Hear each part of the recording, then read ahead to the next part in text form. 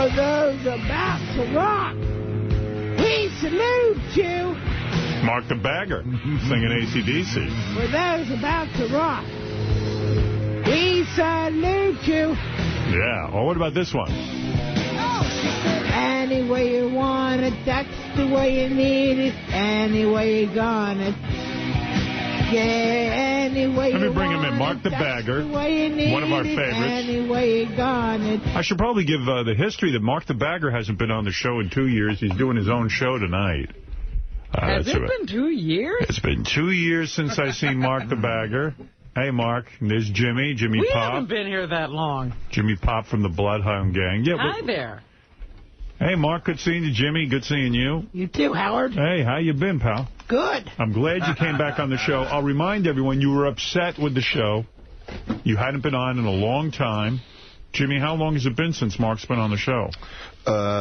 August 2006. And I missed the hell out of this guy. I loved him.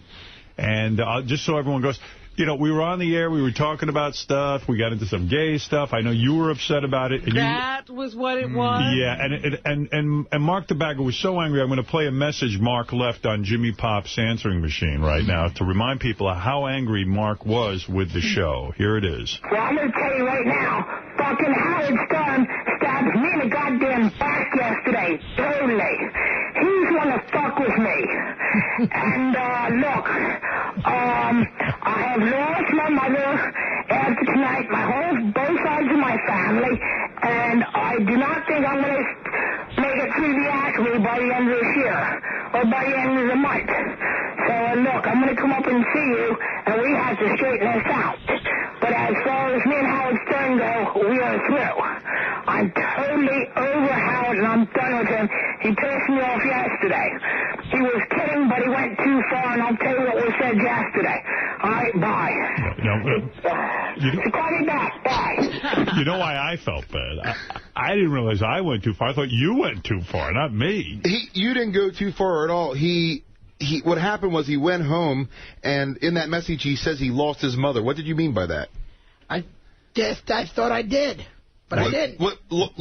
Your mom was mad at you? Yes. She disowned you. You'd never speak to her again, or she'd never speak to you? I thought she'd never speak to me again. All right, because you admitted to some very, very minor gay things. Yes. Right, and the mayor of the town he lives in gave him a hard time. Is that right? Yeah. Yes. I didn't know that. You're known to the mayor? Yes. It's a small town. Yeah. What did the mayor say to you? They all want me back. They all want me to come back. Right. Well, first of all, You can't go back home? No, I can, yes. Oh, okay. Yeah, in fact... Can I say something? Yeah. First of all, Mark, I'm so sorry you went through this. If I'd only known, I would have gone there and spoken to the mayor and your mother. Yes, I would have. I do not like any, just because a guy... had a little... You're into girls, right? Yes. Yes, that's what we want to make clear. Just because you had a couple of incidents... You made a mistake. You made a mistake, that's all. You're lonely... Yeah, everybody's human. We all make mistakes. We all make mistakes. Yeah, absolutely. So that was a doozy, but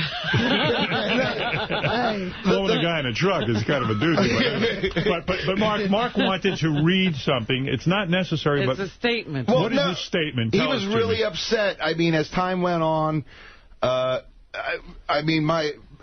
Mark belongs to the fire company. And they have an annual dinner, and he was sitting with... fire companies, that start fires or they put them out? They don't let Mark anywhere near anything to do with fire whatsoever, either way. Good. So my father was sitting with him, and he's like, Mark, what would you be doing if it wasn't for the fact that Howard gave you an opportunity? You'd be pushing carts for the next 50 years. And Mark started to think about it, and there was this other thing where Mark got a little big-headed when you had him in. And he thought he was going to move on to bigger and better things. And the one that I liked the best was Regis and Kelly Lee. What is this? I don't know who Kelly Lee is. Well, why don't we do this, Jimmy? Let's have Mark read his statement. Okay. Because I know he's anxious to read it. Mark, please, the floor is yours, and let us hear the statement. It says, Dear Howard, I'm sorry I haven't been here in 2 years. I haven't gotten time off work. I'm here to talk about our movie and DVD and talk about Warner Brothers cartoon. Thanks for having me back. I have a gift for you. My fans miss me.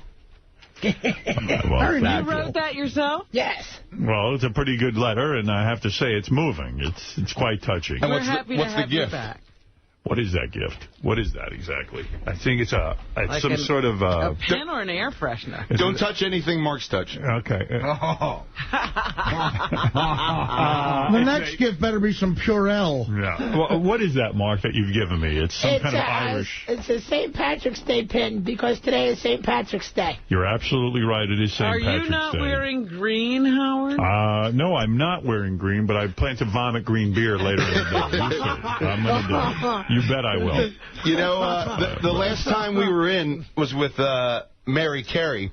Yeah. And now she's on Celebrity Rehab. Yeah. Yes. Yes. I don't know how... Are you going to have her back on when she's sober? She could be a good guest? I don't think so. Not no. sober. Not sober. I don't think she's sober. She's drinking wine. Yeah, I saw that. Yeah, well, she's doing season 2. Right. I know that much. She's back. Well, The one that show- means she probably didn't stay sober. The one show you don't want to be asked back for. Mark, what happened to you and the beautiful Mary Carey when she was in the green room the last time? You were diddling her bean. Yes. Yeah. Wow. Did you diddle her bean? No, that was J.J. Sinatra. Were you trying? You weren't copping a feel or anything? I wanted to, but... You tried. Nothing You hit on Mary Carey and she Yes. didn't go for it? I'm surprised. No. You're a star and she's a star. Why not? And she No. was completely smashed. Yes.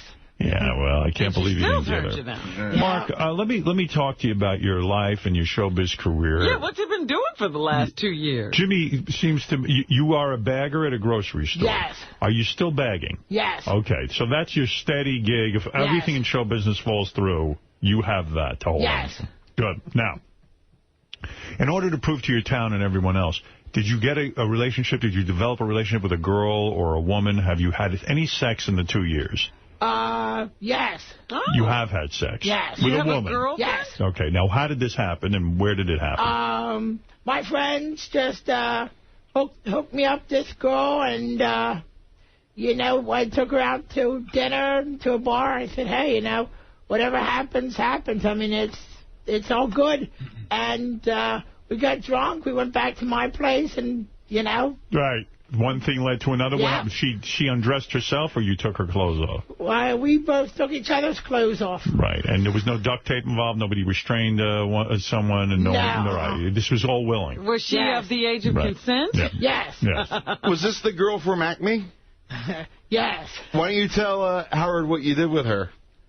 I Diddle her bean? I stuck a wooden spoon up her. What? What do you mean? Oh, my That's God. crazy. Fantastic. Why did you Mark, do that? why did you put a spoon up her? I don't know. I mean, you have a penis. She Your away? things got that wild? Where did you put the wooden spoon? Where'd you put it? Up her ass. No! Nice. Like, why was there a spoon? Were you in bed? I don't remember. I was probably drunk that night. What happened? In other words, this girl, you and this girl only had sex once, and then you Yes. broke up? Yeah, because we worked together, and we just didn't think it worked out. Oh, because No. Don't come in here and lie to him.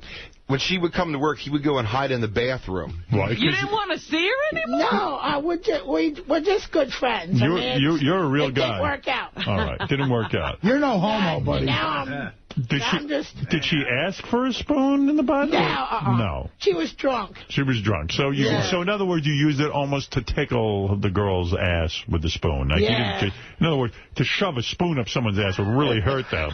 Wouldn't. Wouldn't. Imagine that. Can't even. Spoon You man. were just touching the tip of the asshole a little bit. Yeah. With it. Right. Yeah. What'd you do with the spoon after you were done? Did you keep it? No, I threw it away. And how, I mean, you live with your mom. Was she like, where's the spoon? No. Your She mom didn't notice miss the spoon? was gone? No. Stole it from your mother. Now, you brought her home. Your mom is in the house? No, my mom was at work.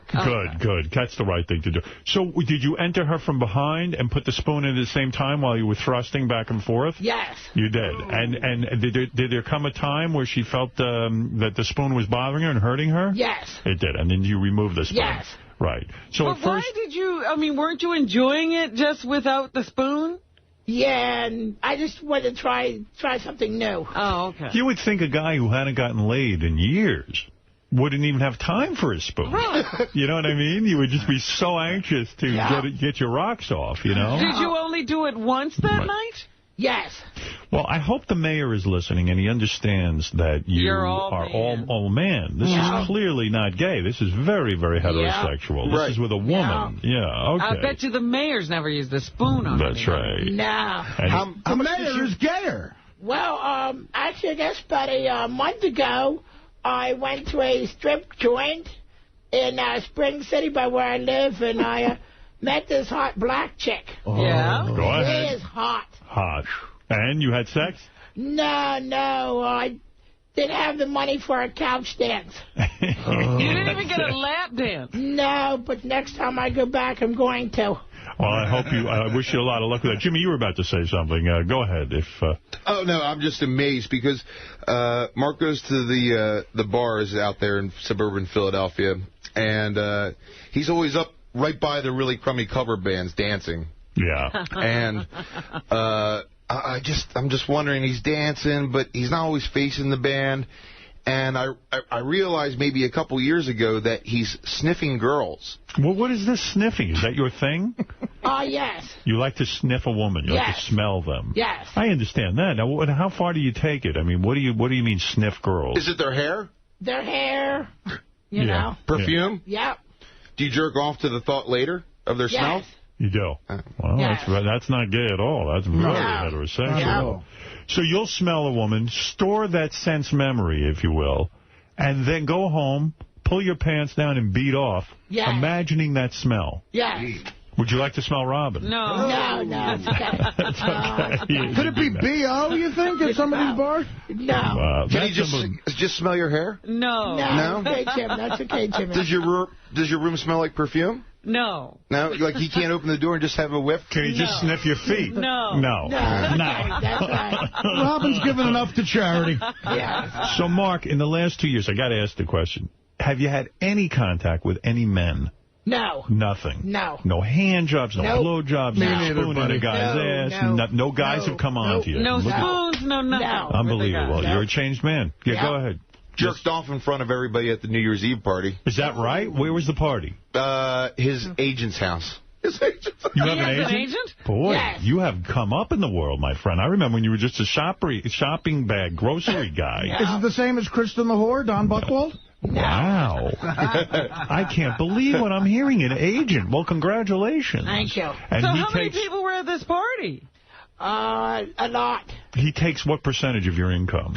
Half. Half of yours. 50%. Who's he, the Colonel Tom Parker? I thought there were laws against agents getting 50%. I thought it was only 10%. I didn't know that at the time. I didn't know. Yeah, but he ain't an agent. He's a business partner.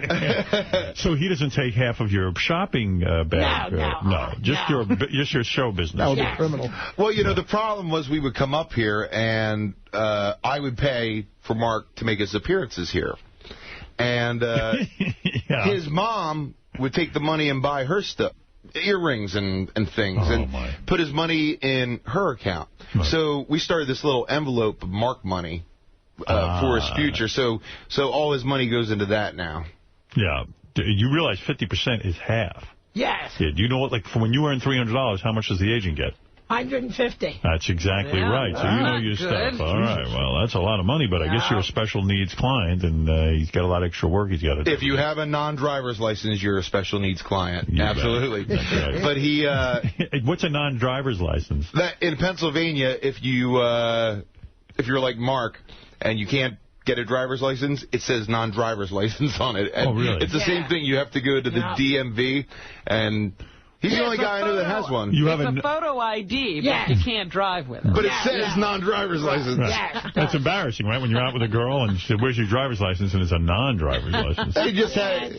Why can't you drive? I don't understand. Well, you don't want to see me drive. I drove in college. Yes. And I went into somebody's yard and hit their mailbox. And I drove my father's four-wheeler and I flipped it over a tree. What college? I think everyone's shocked to hear that you went to college. I went to a community college for a year out in Johnstown. No kidding. No, I thought he just drove to the college. No. You know what? I think you're fairly, people think you don't have the intelligence. I'm going to ask you 5 questions. Tell me if you can answer them, all right? Okay. All right. I didn't realize you were a college guy. Okay. I want to understand who you are. Okay. I'll ask you some easy ones. People who speak French are from what country?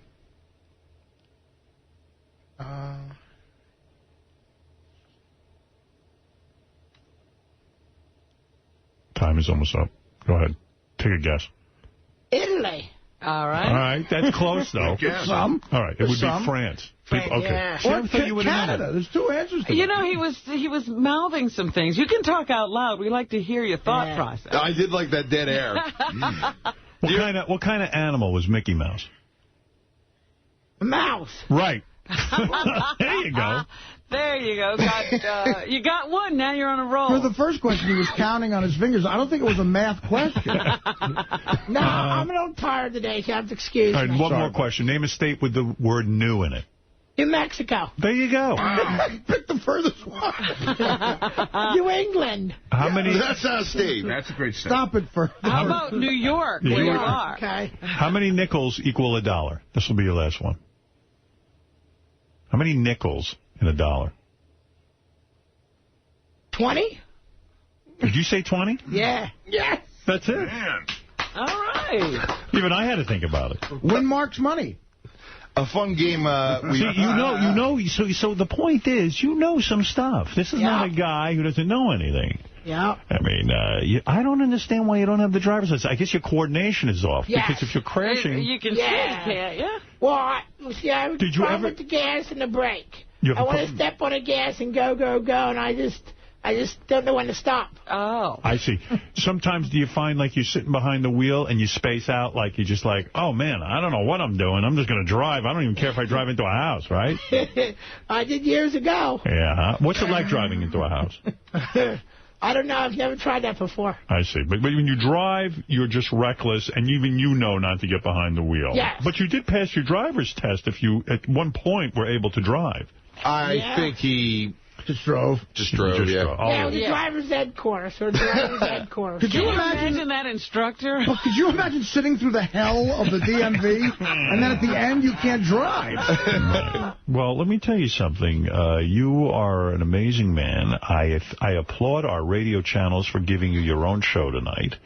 Are you hoping that this will lead to further show business opportunities? Yes. All right. You became frustrated in your career. You thought, Jimmy says, you were going to end up after our show on the Regis Philbin and who show? Kelly show, Regis and Kelly. Regis and Kelly, right. So you thought that you were going to get on that show, and they never called? No. Did you try calling them? No. Mark, I understand you have a big cock. I understand you're not gay. Were you looking into, like, Jay Leno or Letterman or something? Yeah. Speaking of Letterman, we watched you 2 weeks ago. You did a wonderful job. Yes. Thank you. Yep. But you were hoping to get a shot on Letterman as well. Yes. What would you have spoken to Letterman about? I mean, you're not that big yet. About meeting you Right. and Wooden spoons. No. I understand you shoved a wooden spoon up a chick's ass. Well, I got to tell you, that is an unusual sexual thing. I wonder what made you think of that. I was, who knows? Yeah. Have you been looking at that spoon for a long time? No, actually, I watched porno online. So the porno probably had a spoon, and you made the connection. Yeah. Did the guy in the porno use a spoon on a woman? Yes. He did, yeah. And so to actually be inside a woman with your penis, and your penis is quite large, right? Yes. Yes. Did she have trouble accommodating it? Yes. She did. It was hard for her to get it in. Yes. Did you have to use a special lubrication? No. Just a spoon. But at first, you entered her without the spoon, right? The spoon wasn't involved at first. No. No. Yes. You were kissing, I imagine. You were feeling her boobs. Uh-huh. You were playing with the vagina. French kissing like in France. Right. Like in Italy. And then, French kissing like in Italy. Can I get some Italian fries? You know, a fun game to play with, Mark, is, people from Japan are called what? Japanese. People from Swedish. Danish. What about Italians? Italianish. No. No. Sorry, I interrupted. When you were having then it came time for the actual sex. No rubber with you, right? You go in bareback? I can do it both ways. How did you do it that night? Both ways. You went in once with a condom and once without? Yes. Did you put your wiener in her butt at all? Yes. Wow. I put a rubber on the spoon. Wait, when you were with the woman, there came a time that you said, I'm going to put a condom on. Yes. All right, and you put the condom on. You rolled it onto your penis. Yes. And you know went how? inside of her, and then you took the condom off. Yeah. You pulled out and took it off. Yeah. Why? Why? I don't know. Why don't you tell Howard how much she weighed? No, it's okay. What? I don't even really know offhand. I guess maybe I don't really know offhand. 300? Yeah. Heavy set, Cal? Not really, no. Did she have Prada Willie? She was 10 feet tall. So Mark, I'm happy you found romance even for a night. Yeah, I can't imagine that you didn't want to see her again. I'm trying to understand the spoon thing because I want to learn. We're so happy you sexually assaulted a girl. No, he wouldn't do that. He knows the difference. Yeah. So there came a time where you began to have sex and you put a rubber on, and then maybe you were losing your erection because you couldn't feel that? I guess, yeah. I don't know. I mean, what made you take off the rubber? Don't know. And you must hold out a long time. Was it better without the rubber? Yes. Yeah. And how long a session is this? I imagine if it takes a long time for you to shoot your load, right? Yeah. Yeah. How long can you hold out? Maybe 10 seconds. That's an eternity. That's a long time. 5 seconds with the rubber on. Yeah. And then 5 seconds with it off. Did you say? Yeah, okay. Yeah. Now, I would imagine the load that you produce is very large, right? Yes. Because you don't have a lot of sex. Was it a big load? Yes. Where did the load... Where do you put it? Where did you put the load? On her chest. On her chest. You put a load on a load. You pulled out of her vagina. Yes. Her buttocks or vagina? You pulled out of where? Vagina. Vagina. Okay. And the load went all over her chest. Yes. Well, that's very romantic. Now, when did you have time for the spoon? I don't understand. Did you enter her? Did you lay on top of her? Did you get behind her? Laid on top of her. You laid on top of her. And the... Yeah, well, how did the spoon get introduced? Yeah. How do you get a spoon involved? I don't understand. Do you? That was a while. That was a while after we did it. Oh. Did you have to go out to the kitchen and get it? Yes. And what'd she do? Just sit there and wait? Yeah. With the load on her chest? Yes. And she said, I'm going to go get a wooden spoon. Can you just hang out? And she's like, all right. Yeah. You said, I'm going to go get a spoon? Yeah, I thought I was surprised for her. I got a spoon and clean that load off your tits. That is some surprise. Now, when you came back in the room with the spoon, was the load gone? Had she cleaned it off, or she left it on there? Yeah, it was cleaned off. Did you do anything weird with the load? Did you try to rub it into her chest? Or No. No. How long ago was this? Like last summer. Wow. Was that your last? Yes. Really? Yeah. But then he went to the strip club. Yeah. But couldn't pay for a lap dance because the agent takes 50%. Yeah. I wish I had been there. I would have paid for your lap dance. Yeah. I would have been honored. I think a white trash version of a lap dance is a couch dance. Yeah. Right. Right. Couch dance. Mark, I knew he was getting desperate because he got one of those spam emails. That's from like a Russian mail order bride that wants money to come over to the country. And he was about 1 minute away from sending her cash. Oh, no. You were thinking about getting married, huh? No, I deleted that. I get stuff from Germany all the time, and I delete it. You delete it all. So you never emailed. No. You never emailed the Russian girl back. No. Are you lying? No. You emailed for an email bride. No. Are you you get lying? stuff from Germany all the time? Jimmy, you know something here? I don't think he's telling you the truth. I think he got an email, hi, I'm bored and tired tonight. I'm a lonely girl from Yekaterinburg, Russia. Email me back. I think he emailed her back, and... No. You're saying that didn't happen? No. All right, well, thanks for making me look like a liar. I understand you wanted a bride. I think Regis would want to talk about that. Right. Yeah. Yes. Yeah, that might get you on the show. Where did you put the load? Actually, I have two friends from Germany. Two friends from Yes. Germany. Girls. Yes. I haven't met them yet, but my agent, his fiance is from Germany, and they're her two best friends. Edna Von Rip Me Off? And they email you. We talk on, I have a MySpace. We talk on MySpace. You have MySpace? Yes. Everyone has MySpace now. Why don't you tell everybody your personal MySpace first? It's myspace.com/MarkTheBagger. Wow. And people write you. How many friends do you have? 213. Wow. How about Facebook? I don't do Facebook. That's for college people. Well, you went to college. And high school, but I don't do that.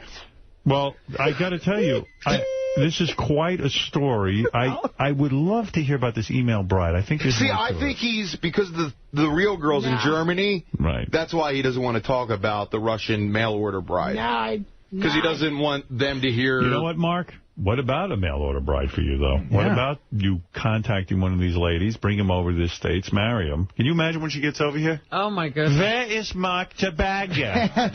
Where is my Marcus? Is this my wonderful dream? See card. Well, a lot of these girls who are willing to come over to the country are very good-looking. I understand don't have high standards. I understand that. And they, you know how American girls can be so picky about their men. Robin, they don't have high standards. Thank you, Robin. Well, my agent's fiance is very nice looking. Yeah, that's my point. What your agent's rich. And on a scale of 1 to 10, I'd have to rate her a 10. These girls... I told my agent, I said, you should have her here with us today. Have you jerked off to the thought of your agent's fiance? No. Liar. Are you lying? No. Mm-mm. I don't believe that. I think she's hot, but... How about your agent's bank account? Have you seen her two friends? Are they beautiful, too? I've only seen pictures of them. Well, I'll tell you what, my point about these mail-order brides, I don't want to see you get taken advantage of, but I think the deal is if you marry them, and that way they get their citizenship, right? You can have sex with them. You know. I wouldn't know. No. Well, it might complicate. You would like to get married? Someday. Yeah. Want to have kids? No. Someday. Oh, you're kidding. Don't do that. Well, yeah. Hey, Mark, after the show, could you take some time to show me how to do MySpace? I don't really know how to do it. My friend set it up for me. Oh, me too. Tell them about your other MySpace, because they're making a Mark the Bagger DVD. It's Mark the Bagger on DVD. Well, let me talk about your career, because it sounds like things are starting to finally happen for you. Yes, and I just did a movie with Bam Margera this past summer called Ming Hags. Ming Hags? Yes. All right, tell me about that. First of all, your movie with Bam Margera. He's a big star from Jackass. Yes. I know Bam. He's a very high-profile guy. How did you get asked to be in this movie? I guess it was last spring. He asked my agent, and he approved of it. And I play a high school dropout. Okay. And so it's an acting role. It's not one of these stunts where you get your anus ripped out. Is it a he had lines. And you had lines and you took it seriously? Wow. Yeah. Do you know any of your lines? Can you remember any of them? So we can hear a sample of your work. This is no best... Hey, now. This is no best supporting actor. Like, he's really... one of the focal points of this movie. Really? Say, do the, go ahead, give him a line. Daddy, no! And what about, shut up, you Kansas City faggot? Shut up, you Kansas City faggot. Like Blazing Saddles. All right. Well, there you go. Not bad. And I'll tell you what, I see here, in addition to the Bam Margera movie, you're in negotiations to do voiceover work for Warner Brothers, yes, a movie? We are. Yes, we are. Now, tell me about negotiation. I guess my agent told me, and he had heard through Jimmy, and we're going to do voiceovers for a cartoon. Jimmy, is this true, or is this a hallucination? No, it's the third sign of the apocalypse. Is he really in negotiation? Yeah, it's a Bam Margera project again, and I think it's a live-action or cartoon Christmas movie. Hey, can your agent take on me? Yeah, I mean, you're really getting work. Yeah, I mean, my agent never talked to me. Maybe you could give him half. Oh, fuck, yeah, I'll give him half. I don't share my agent.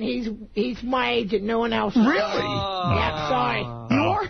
You're Elvis. Yeah, I mean, it really is. It is working out for you. I mean, what's this DVD? Yeah, tell us about the DVD. It talks all about me. I have my one of my good coworkers in this movie talks about how he met me, and we have the manager from the Trap Tavern in this. Do you show your big penis on this DVD? No, you don't pull your pants down and show it? I mean, that's a major crowd pleaser. No, I'm trying to think, do I? Thanks for mentioning that. I'm in it, Fart a Dick Out. Jimmy Pot's in it, too. Everybody's Fart a Dick Out. You like that name? Yes. That's a noun. My agent's in it. Werewolf's in it. What do? We follow you around and see what it's like to be Mark the Bagger? Yes. I would watch that. I think I know. I got hit in the head once with a bat. So that's myspace.com, Bagger the Movie, right? Yes. And then there's baggerthemovie.com, right? Yes. All right. Wow. We have merchandise for sale. We have T-shirts. Hey, how about the legend of Mark the Bagger Vance? I like that. You never know. I like that, too. Now, hey, do you have any... tell me about the New Year's Eve party, because I want to get into that. You masturbated in front of all your friends New Year's Eve? Yeah.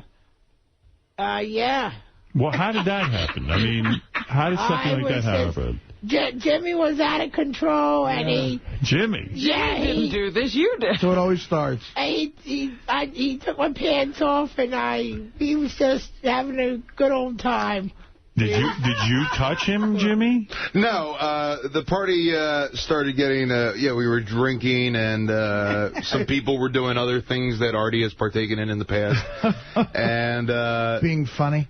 Yes. Yeah, go ahead. And we were watching VH1 Classics. Journey came on. Mark starts dancing. Next thing you know, his pants are off. Right. Did all the girls go wild to see that big penis of his? I'm trying to remember if my girlfriend showed up when his crank was out at that point. Right. Now, there were men in the room while he was masturbating? Yeah. Is it hard to get a hard on in front of all these guys? Nah. Nah, not for you. You can perform. Apparently you already had that. The worst part is it hits the ceiling fan. Ooh. It's so big. Yeah. And did he explode? Did his load come out? No. He just few strokes, put it away. All right. You had some fun New Year's Eve. Can't blame you for that. Jimmy's a bad influence. Yeah. Because Jimmy took his pants down here when the gay stuff I feel like Jimmy starts all this stuff. Yeah. Yeah, he does. Yeah, he's a bad influence on you. Jimmy, I saw a picture of you on the web, of you, a guy coming into your hand. Are you getting into some gay things? No, what we did was... There it is. There you are. Ooh. Artie, take a look at that picture. There's Jimmy accepting a load from a man in his hand, and I was shocked. Yeah, let me just explain something to you. Except for what you're doing here at Sirius, the rest of the media industry's falling apart. Okay. All right? The #1 year for record sales was 2000. Right. And our biggest record, Hooray for Boobies, came out in that year, and it went platinum, which means we suck because biggest year in history, and all you can do is sell 1 million in America. But, dude, that's an accomplishment. Go ahead. Hooray for Boobies. Go ahead. Yeah, but you could... #1 year in history of music, 1 million. And then, now it's 2008, sales are down 60%. Right. Wow. All right? Right. Television advertising's down. Right. No one can make money. The record companies are firing people left and right. Right. You better talk quick. Mark's falling asleep. Go ahead, yes. I'm sorry. Okay, let me get right to the point. Right. I don't want to do promo anymore where I'm showing up at, like, TRL and telling them what favorite color is and stuff like that. Right. So we got this idea where... they wanted us to film inside like a tractor trailer truck, and we would set up and we would do a live soundtrack for a porno. Right. So the guy and the girl are fucking, and we're sitting there playing our songs. Right. And it seemed like a much more interesting idea than your normal interview with a radio spin guy. or something, or something like that. And then I was drinking Belgian beer like crazy. I said, how can I take this one step further? So he's done. I put out my hand, let him blow the load in my hand, comb my hair with it. Oh, my God. 15 minutes later, I'm at TRL in Berlin, Germany, shaking the Backstreet Boys' hands. With the load. And just having this sadistic love of myself. So this was all videotape? Yeah, it's going to come out on the porno. Oh, great. So in other words, your point is, it was a goof. You took the load, put it in your hair, and then shook hands with the Backstreet Boys. as a significant sign that you are anti-Backstreet Boys. Is that what you're saying? No, I think Nick Carter's a great guy. Right. It's just I happen to have a load on my hand when I shook his hand. The joke's on you, because I bet he had a load on his hand. that wasn't even filmed. The porno was Mark, you filmed. look uncomfortable with this story. You don't like it, do you? No. What don't you like about it? I just don't like people being gay. Right. Anyway, I would rather do that kind of promo than... When Jimmy's acting all gay, does it upset you to the point that you don't want to be his friend anymore? Nice. Jimmy's a nice guy. Right. Even though you acted gay once, but you don't like when others act gay. No. The only reason he likes me is because every 3 months he walks everywhere, I give him a new pair of sneakers. It's the only reason he talks to me. Okay. Well, I tell you what, this is a fascinating life. Mark the Bagger. Jimmy, you with your promotion is unbelievable. Do you have any interns that could come in for Mark to sniff? Just so you can see him in action. We're not allowed. Well, I don't know about that, but there is a guy on the phone who claims he's Mark the Bagger, the real Mark the Bagger. Oh, shit. This is outrageous. Who's this guy, then? Mark. Hello? Yeah. Hi, how you doing? I'm doing okay. Now, you claim to be the real Mark the Bagger. Yeah. Yeah, all right. Now, Mark, what do you say? Mark, what do you say to this guy? I don't even know who he is. Go fuck yourself, dickhead. Oh. That's me. Can't you fucking hear anything? He sounds like you, this guy. Yeah. You're saying he's you? Yeah. He is Mark the Bagger? So you're not Mark the Bagger? Yes, I am. You're Mark the Bagger, then who's this guy on the phone? I have no idea. Sir, who are you? Open ears, jackass. Who? I said Mark, asswipe. He claims he's Mark. I'm confused. Mark, I am too. ass, stupid. What? Mark, I can wear it to mark your face with my cock. Why don't you tell Howard how many nights a week you drink? At least maybe 2, but not as much as I used to. Is he lying? Yeah. Again, lying. You're saying that not only does he drink more than 2 nights a week, but also he was lying when he said that he did order a mail-order bride. I think if Regis and Kelly Lee have him on, he's one step away from being on Celebrity Rehab, too. He's the next really? Jeff Conaway. You're drinking that much? I think so. No. Yeah, you are. Are you an angry drunk, or do you just go to sleep? I just go to sleep. Someone told me that you were starting to date a woman who worked at a fast food restaurant and that you think she's a lesbian. Well, we're just good friends. Why do you think she's a lesbian? I don't know. Because she doesn't want you. We're just good friends. Just good friends. I see. All right. Well, listen. What is the most exciting news, and from my end, is that you're doing a radio show tonight, your own show. Yes. And what have you got planned? I have no idea. Should be a great show. Yeah. It's kind of like Miserable Men. I love how we got George Takei to fall for that guy on the phone trick, but Mark... Mark, what are you going to be doing? Are you going to talk about bagging? I'm going to be talking about sports. Sports? And speaking of sports, I'm kind of disappointed. This past week, Joe Girardi invited Billy Crystal to come to spring training with the Yankees. Yeah. And he got one at bat and didn't get to play the field. Right. So, Joe Girardi jerked Billy Crystal off because Billy Crystal wanted to play a whole game. He did. I said to the guys in the green room, I said, hey, if that were Will Smith, Charlie Manuel wouldn't have jerked Will Smith off. He would have let Will Smith play a whole game for a whole day. And yet he thinks they speak French in Italy. Right. You're making sense. But he was a DH. He was a designated There was no field position for him as a DH. Yeah. Right. He could have let him. They could have let him play. Well, yeah, that's true. Outfield. He didn't have to be the DH. Quite frankly, Howard says it was entertaining. It would have been way entertaining to see him try to handle a ground. Too. Well, I'm looking forward to this show tonight. For those of you who are fans of Mark the Bagger, I'm you shocked can't that get he's enough. going to be talking sports. I agree with his first point. Mark the Bagger has his own show tonight. His special guest is Jimmy Pop. I'm just hosting. You're not hosting. Mark's hosting. You're the. I'm just going to keep it moving. Keep things moving, make the phones work, all this kind of stuff. Now, Good Mark, you will be just talking to yourself off and taking calls? Yes. We have a lot to talk about. Yeah. What are some of the topics so people can prepare? Well, I'd like to delve into the wooden spoon a little bit more. Yeah, I'd like to know I'd like that. Why, when you're in the room, suddenly he makes me out to be a liar about everything. I wonder why he's a Cavaliers fan instead of the Sixers. What else do you want to talk about, Mark? The presidential election? Are you going to be drinking beer in honor of St. Patty's Day? Maybe later. Right, but not during the show. You're going to be professional. Yes. All right. Did you, if things start to go slow, will you jerk off? No. You will not. All right. Jimmy. Go ahead, yes. Just, Mark, for $500, would you jerk off with my spit? No. For $500? No. What are you saying, Jimmy? Maybe not on camera, Mark.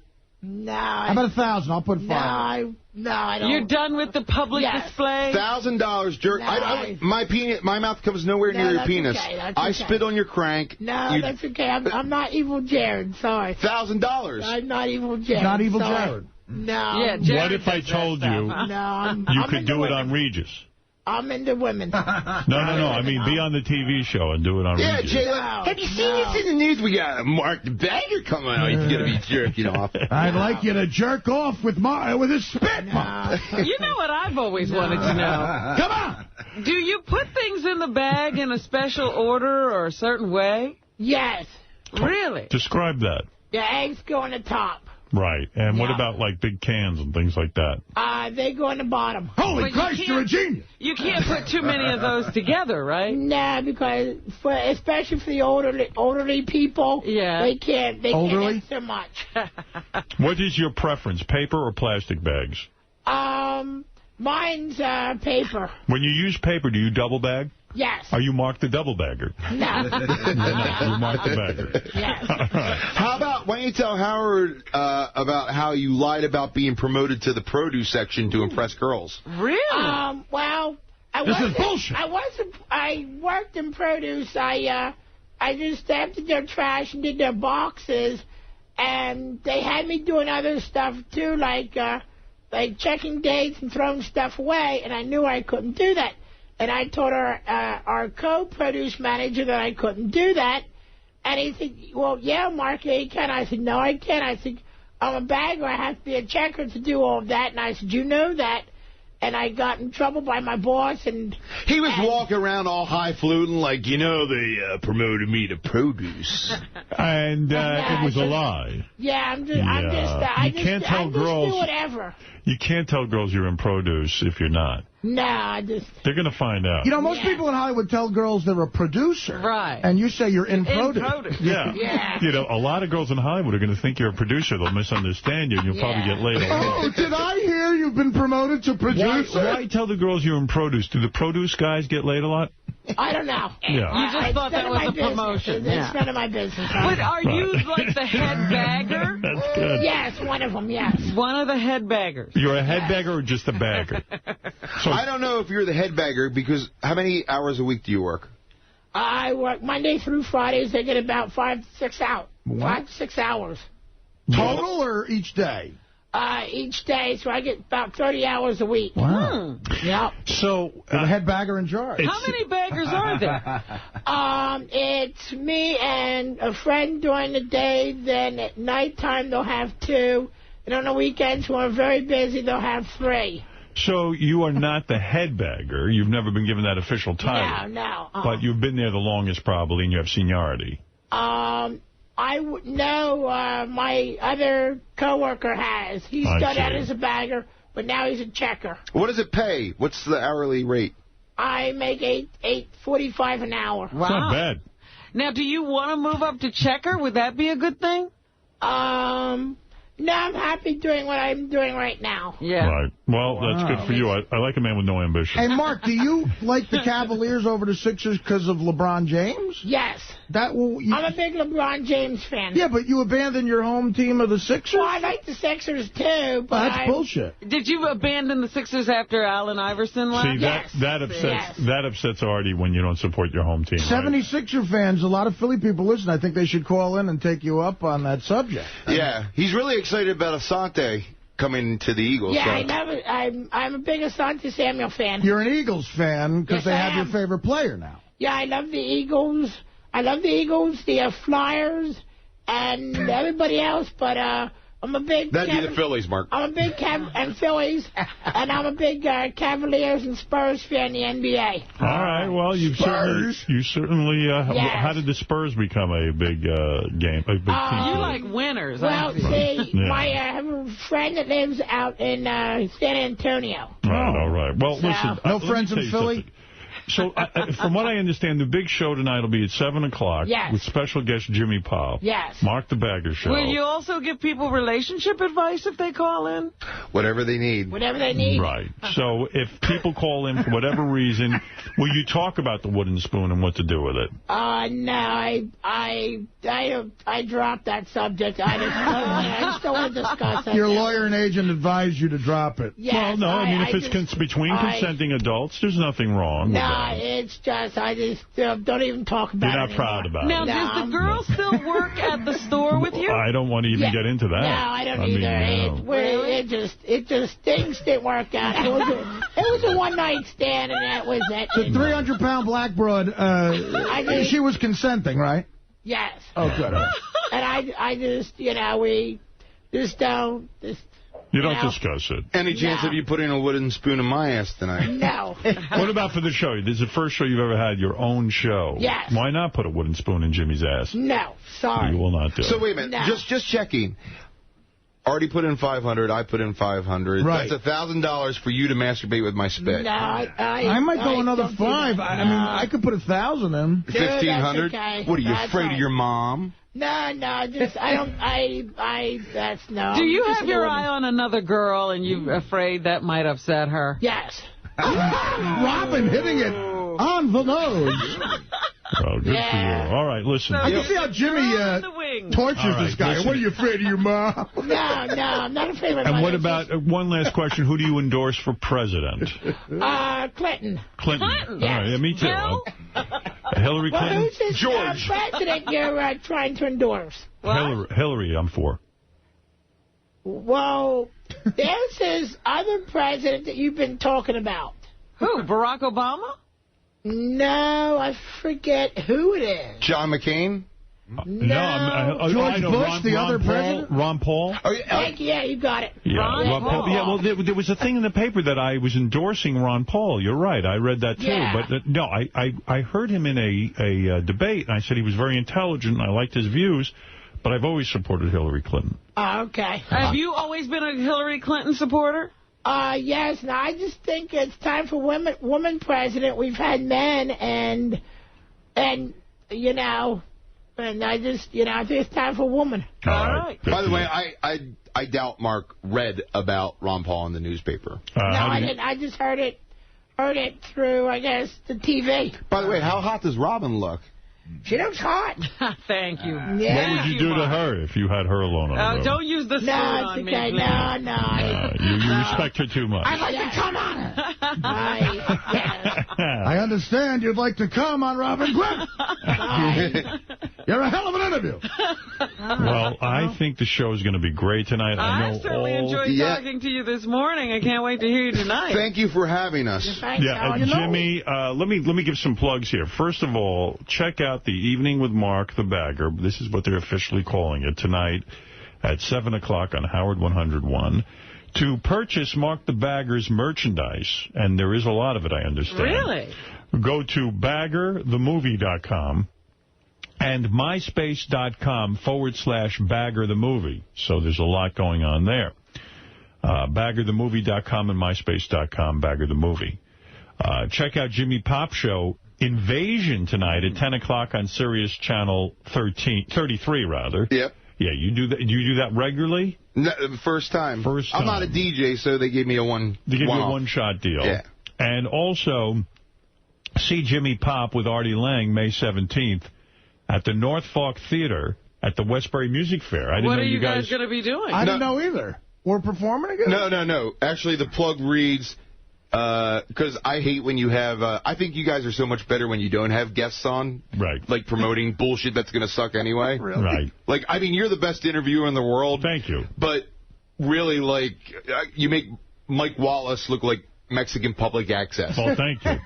But I love it more when you guys are just bullshitting. Right. So instead of bringing real plugs, my plug was Jimmy Pop will be seeing Artie Lang at the Norfolk Theater at the Westbury Music Fair on May 17th. Wow. I see. So you're going to go nice see guy. him. Yes. You're going to the show and you're promoting that. Right. You'll be sitting in the audience and anyone who wants to talk to you, you'll be there. But you're all there to No, I'm not plugging anything. I'm just going to go see a show. Right. So, but you'll be there. I'll be there. Right. So there you go. That's a good man. That's a good plug. I like Are you that. going to go see Artie, Mark? No, I wasn't told anything about that. I'm big with your crowd. What crowd is that? You know, guys with mustaches. Mark, the mustache. Why the mustache? Very groomed. I just like it. Flavor Saver. I just like it. You like it. No. Do you ever think about growing a beard? No. Just You don't the like a mustache. beard. We're not allowed to at work, so I just the mustache I can, the beard no. Oh, Where you work? IBM? You can't have a mustache and a beard and bag groceries? No. Scares the customers. One night, you know when you're younger and you're shaving and your sideburns, they start getting higher and higher and higher? Right. One night, Mark did that with his mustache, and during the break, I'll give Will a photo or something. He came out to the bar with a Hitler mustache. No idea who Hitler is. What happened, Mark? I just let it grow. Yeah. My agent said I should let it grow, and I did. Yeah, so the Hitler mustache thing was only for a couple of days. Yes. And then grew in. Until people came up to him and said, what the fuck is that? I started hating Jews. You don't hate Jews, do you? No. No. You What are Jews? They speak French. They speak French. I'm worried, though, that he's listening to this agent a little too much. It seemed, Well, the The agent's helping agent's just him. in total control. Meanwhile, he's working, so the agent must be doing good. And he was right to tell him to grow out the mustache, Do you, so it sounds like good advice. Yeah. Do you trim your pubes for the ladies? No. Your pubic hair is completely bushy. Yes. You never groom it. You never... No. Because I see you groom that mustache quite well. You put a lot of time in with that. Yeah. Yeah. What about your ass hair? Do you snip No. that? You have full ass hair? Yes. Yeah. Who is the girl you have in your sights? I like this girl. I've been good friends with her for 8 years. Right. Well... He has a type. Is it Aretha Franklin? And she has a 10-year-old who'll be 11 in November, which I adore. Oh. All right. Well, that's very All right, nice. stay away from the kid, all right? All right. He knows. Nah, she's very nice, and I've talked about marriage to her. It's come up, and I mean, she's just everything to me. Oh, that's sweet. Wow. Does she know you don't trim your pubes? No, she doesn't know that. Does she know you have ass hair? Yes. She does. Does she know you're on the Megan's Law website? What? Oh, Is he? No. No. Wait a minute, Mark. He's joking. He's joking. Jimmy's joking. We were goofing We're around. goofing around. Yeah, but I don't understand, like, so when you say you took marriage to her in relation to, like, you marrying her someday or the subject of marriage, like, what do you mean? You want to propose to her? Yes. And what does she say when you say bring up marriage? CJ's not ready right now. Does her feet look like those people on the Munsters when they're running away from this house? No, I don't know. I just told her, I said, look, you know, men have gotten scared off by her because she goes both ways and she's lost them. And I've been with her for 8 years. I said, hon, you know, I care about you. I said, Wow. you know, well, the thing is, her and I were just good friends, but that's 2 years ago. I was dating this other girl, and I saw her like every other weekend, and she was a punk rock chick, and her and I just had nothing in common, and Ivy Supersonic? No. No. I mean, All right, listen, Mark, I got to He's tell you in something. love, Howard. But he's got broads all over the place. I know. I have chicks all over the place. I mean, Saturday night I had 2 biker chicks try to pick me up at a biker bar. Really? Oh, yes. Action all over. Were they able to lift you? Yes. And now he's a member of the Warlocks. You give an even mustache ride. That's what broads Listen, it say. all sounds exciting, and I can't wait to for your hear show you tonight. Yeah. Jimmy, I hope the show goes well. And Mark, I welcome you back on the channels. I'm glad we've made up. I'm glad you're not angry with me anymore. Nah. And I look forward to hearing your show and seeing you around here a lot more. Yeah. Mark the Bagger, everybody's favorite, is here, and it's very, very exciting. We've got him. And absolutely no gay incidents today. Is that correct? Not yet. No more. Not yet. Not yet. Uh-oh. Jimmy likes you. All right. Well, thank you for having us Jimmy. again. All right, we're going to take a little break, and we'll be back. Jason Itzler is back, the pimp, the king of the pimps. King of the Pimps, he's back? Yeah, well, I saw, there's a lot more to that story than we even heard, Well, it right? turns out Jason knows the chick that Spitzer was with. You're kidding. And he wants to talk about that. All right. I'm glad, you know what? I'm glad you got him back, because I was reading that article saying, shit, we got him a day early, Yeah, but that's we did. awesome. I'd like to see him outdo me. With women? Yes. Yes, I would like to see this guy outdo me. You're the king of the pimps. That's right. I'm the pimp daddy. Wow. I got all the ladies. Yeah, that's quite a claim, my friend. Yeah, and you see, once my boy Triple H becomes a heavyweight champ again, beats Randy Orton at WrestleMania. Show him the belt. Show him the belt. Show him the belt. Right here. Tell him about the belt. Yeah, I have a world heavyweight championship belt and all. Yeah, I just... Do you think wrestling's real? No, it's fake. It's fake, isn't it? Even you know it's fake. But you love it anyway. You love it. Yes. You love it. It's like a soap opera for men, like women have their soap opera. Wow, that's a good way to put it. I never thought of that. You like when those guys shave down their whole bodies?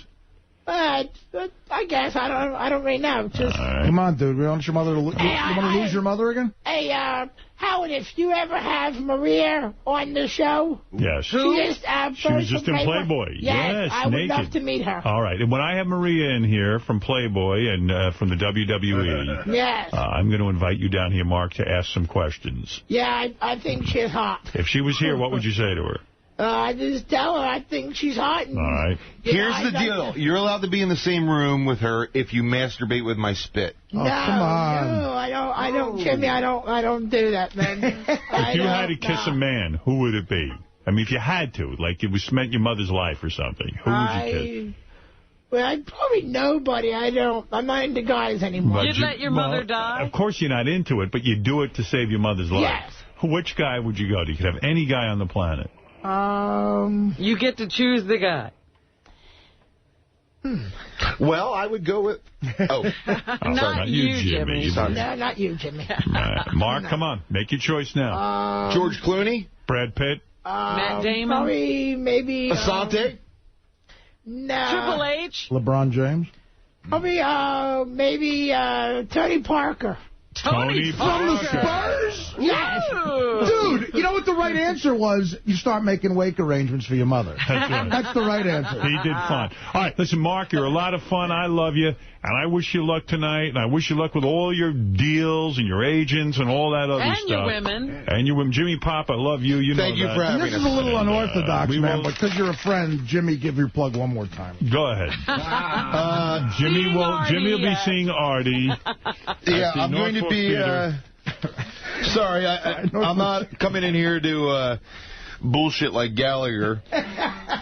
Jimmy Pop will be seeing Artie Lang at the Norfolk Theater at the Westbury Music Fair on May 17th. Very good. All right, thanks, guys, and we'll be back with Jason Itzler right after these words.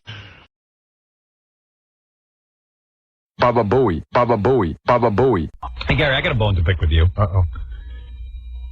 When you had your wedding, Okay.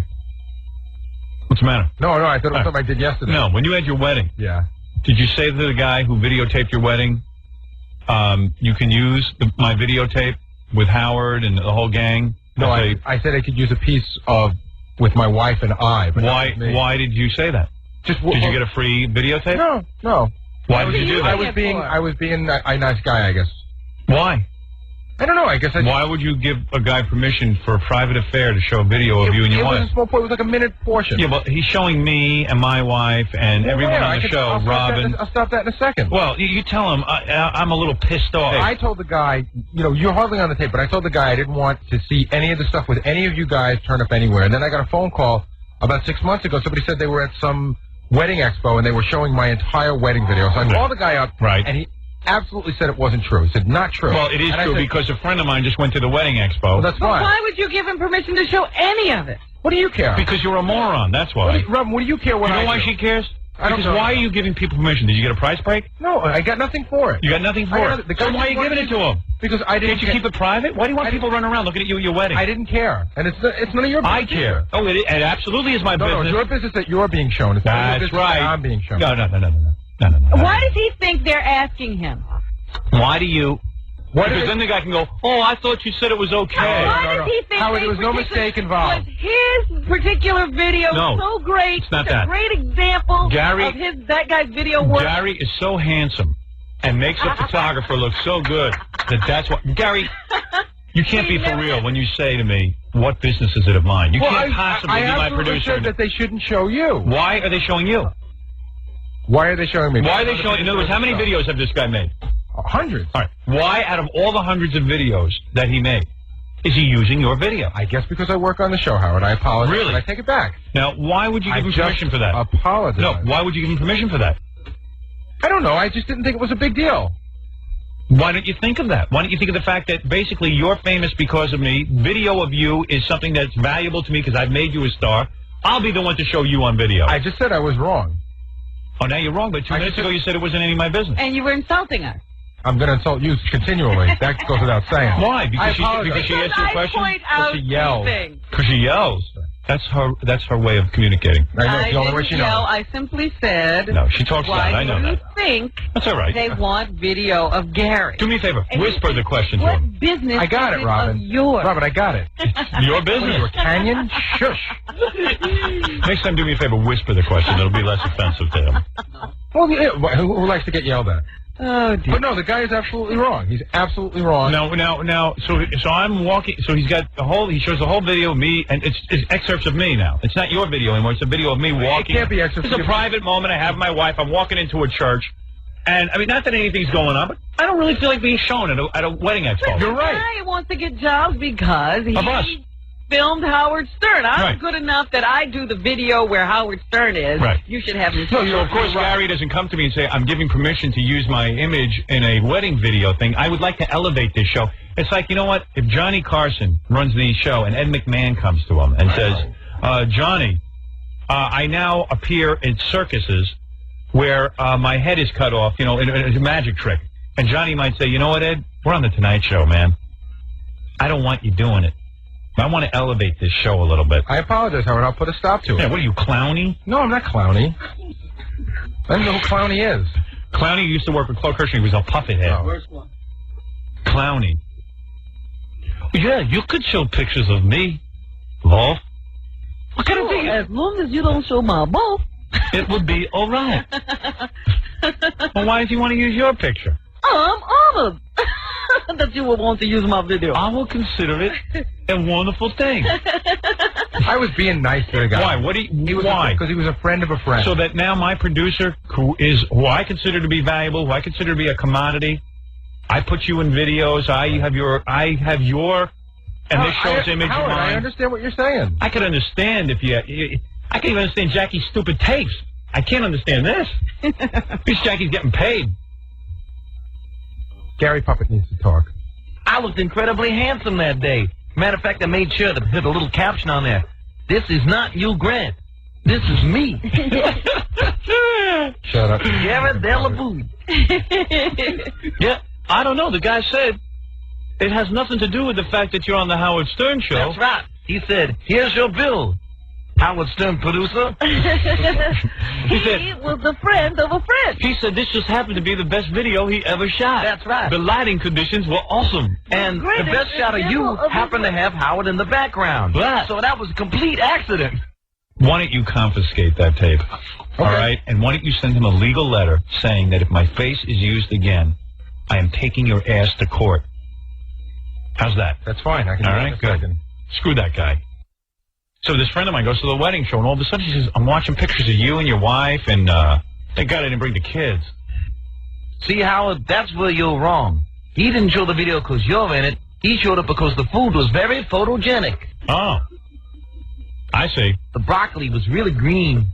I was touched that he wanted to use my video. Quite frankly, it's none of your business why I give permission for my wedding video to be used. With you in it. What's it to me? I tell you what, I fire you. See how many people want to use your wedding video. Oh, okay. I guess I won't. I wanted to be a nice guy.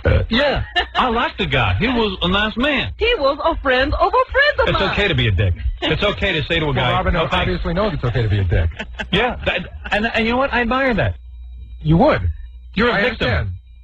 Well, I'm not a victim. And I'm a victim because I got you in my life. He couldn't say no to the guy. Had to be at the wedding expo. Well, he was a friend. He got a price break. That's what it is. I absolutely You got a price break. I absolutely did. You couldn't be that stupid that you just get him on the phone for me. I didn't get a Get him on the phone. And on top of it... Do me a favor. Get him on the phone. And on top of it, I didn't even say that he could show it at the wedding expo. He said, could I show it in my clip reel? I guess I didn't know that Clip reel. That he goes... Get him on the phone for me. I want to ask him. No, I didn't get any price break. Sure you did. No, I didn't. Boss, what business is it of yours? That's right. It's the entire wedding. Clip reel. You see, the entire wedding is being shown with me. You don't mind if this is a pay-per-view event, do you? I said no. Guy has a booth at a wedding expo. There's absolutely no reason why anyone would walk up to the booth. There's probably 20 million video guys. Suddenly he's got Howard Stern video. Please. Here is my work. What's it to you? What's it to you? What's it to you? Mind your own business. Boss. And Robin is loud. That's right. My head is wooden, but it still splits from her ears. Hey, repeat after me. Okay. I am me. I am me Because of Voff. because of both. Stop laughing, Jackie. I am of no importance. I am of no importance to anyone without working for Voff. Without working for both. How could it have completely escaped him that the guy is asking him because of who he is? Yeah. He didn't ask us who I was. I'm not uptight about it. Oh, he thinks he had such a beautiful wedding. More beautiful. Why would you want a bunch of strangers seeing you and your wife? This is the same wife who can't come on my TV show because she doesn't want to be seen, but she can go be seen at a wedding expo in that dumb wedding dress. Right. Standing next to a monkey. that she's proud of. That she towered over. That she's proud of. The place where he makes his living, she won't be on the show. You see? It's amazing. And it escapes him why this guy comes to him and asks for his video. Hey, it was personal, okay? So back off. What's it to you? I don't understand.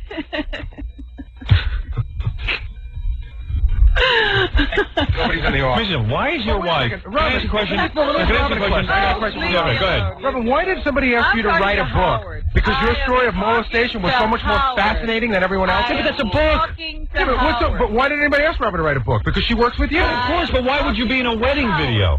Why would you be in a wedding video where you're not... A, you're not paid for it. B, where...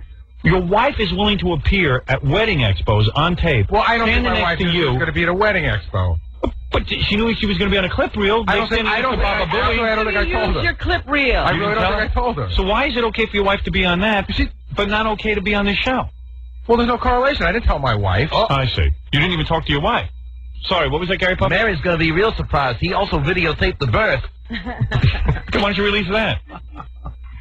Exclusive home video. Vag Expo. John?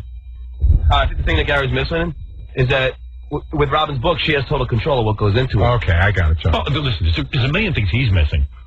He's fighting for his life. Well, no. Yeah, he's drowning and he's looking for a life everybody wants to know why anybody else doesn't do anything. Why do you go... The only person on this show who has a legitimate reason why anybody asks him to do anything is you, because you're the star. No, wrong. Yes. No, there is no legitimate reason to ask you to make an appearance somewhere. You're someone of note. But why am I a person of note? Because I work for you. Right, so you go and you do these appearances. You are paid for them. I agree. And we discuss what types of appearances you should do. Right. True? True. We've discussed that. We've had some run-ins in the past, but now we've got it pretty well straightened out. Why would you be appearing in a video? 4 years ago. Oh.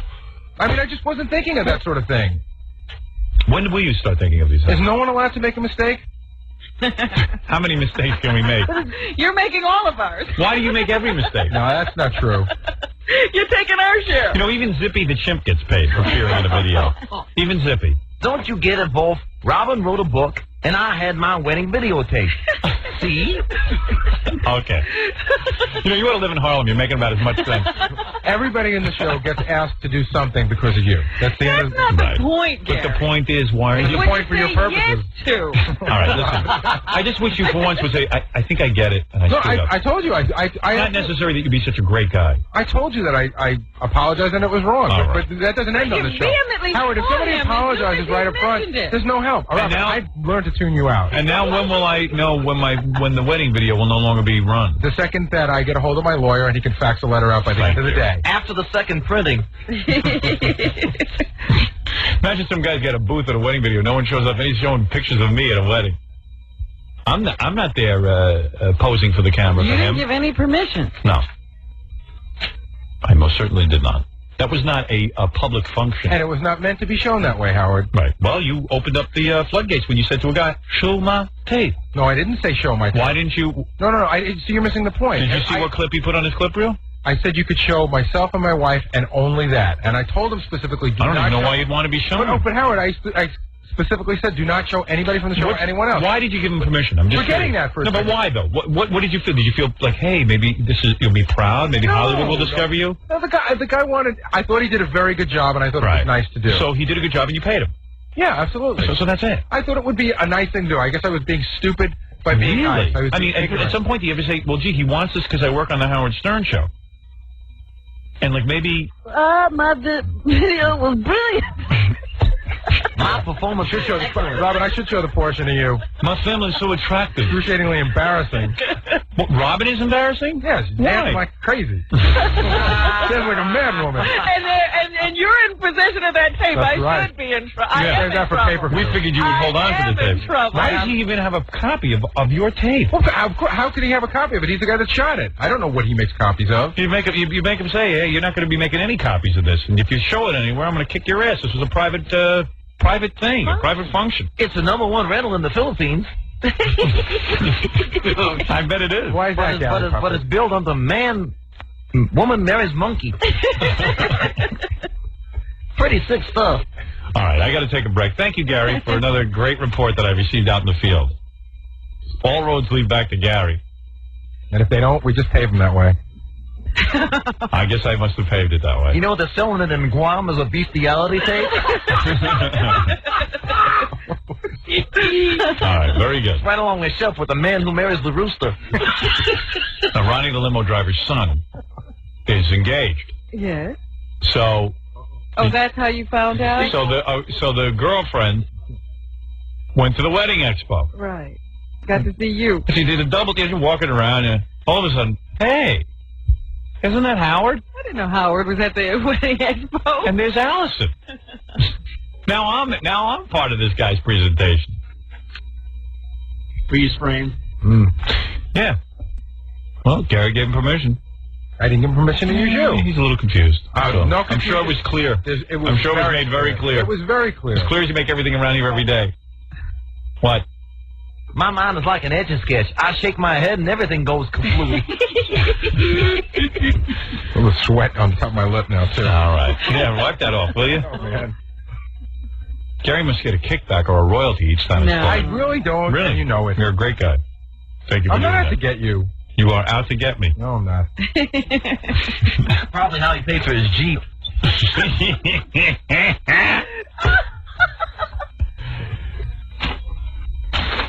Jackie, laugh a little. Drives Gary crazy. You're getting yelled at. Jackie feels sorry for you now. I get that, puppet.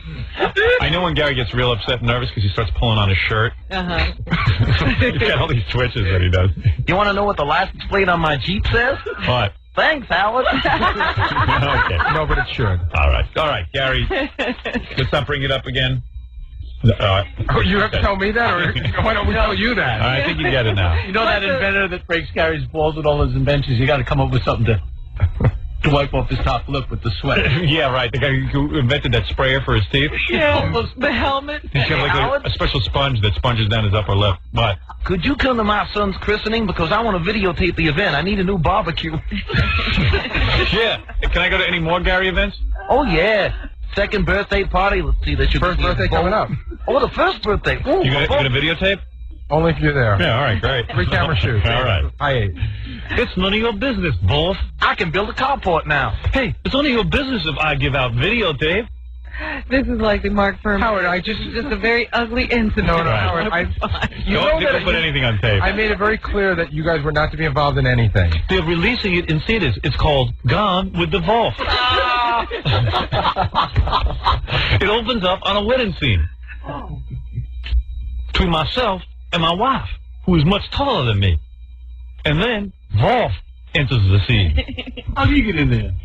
And this is a very good movie because Wolf's wife is played by his wife. Hey, Howard. What a surprise. Where was the part where you said, let's not talk about this anymore? Let's forget this. All Put right. it behind us. All right. Good point.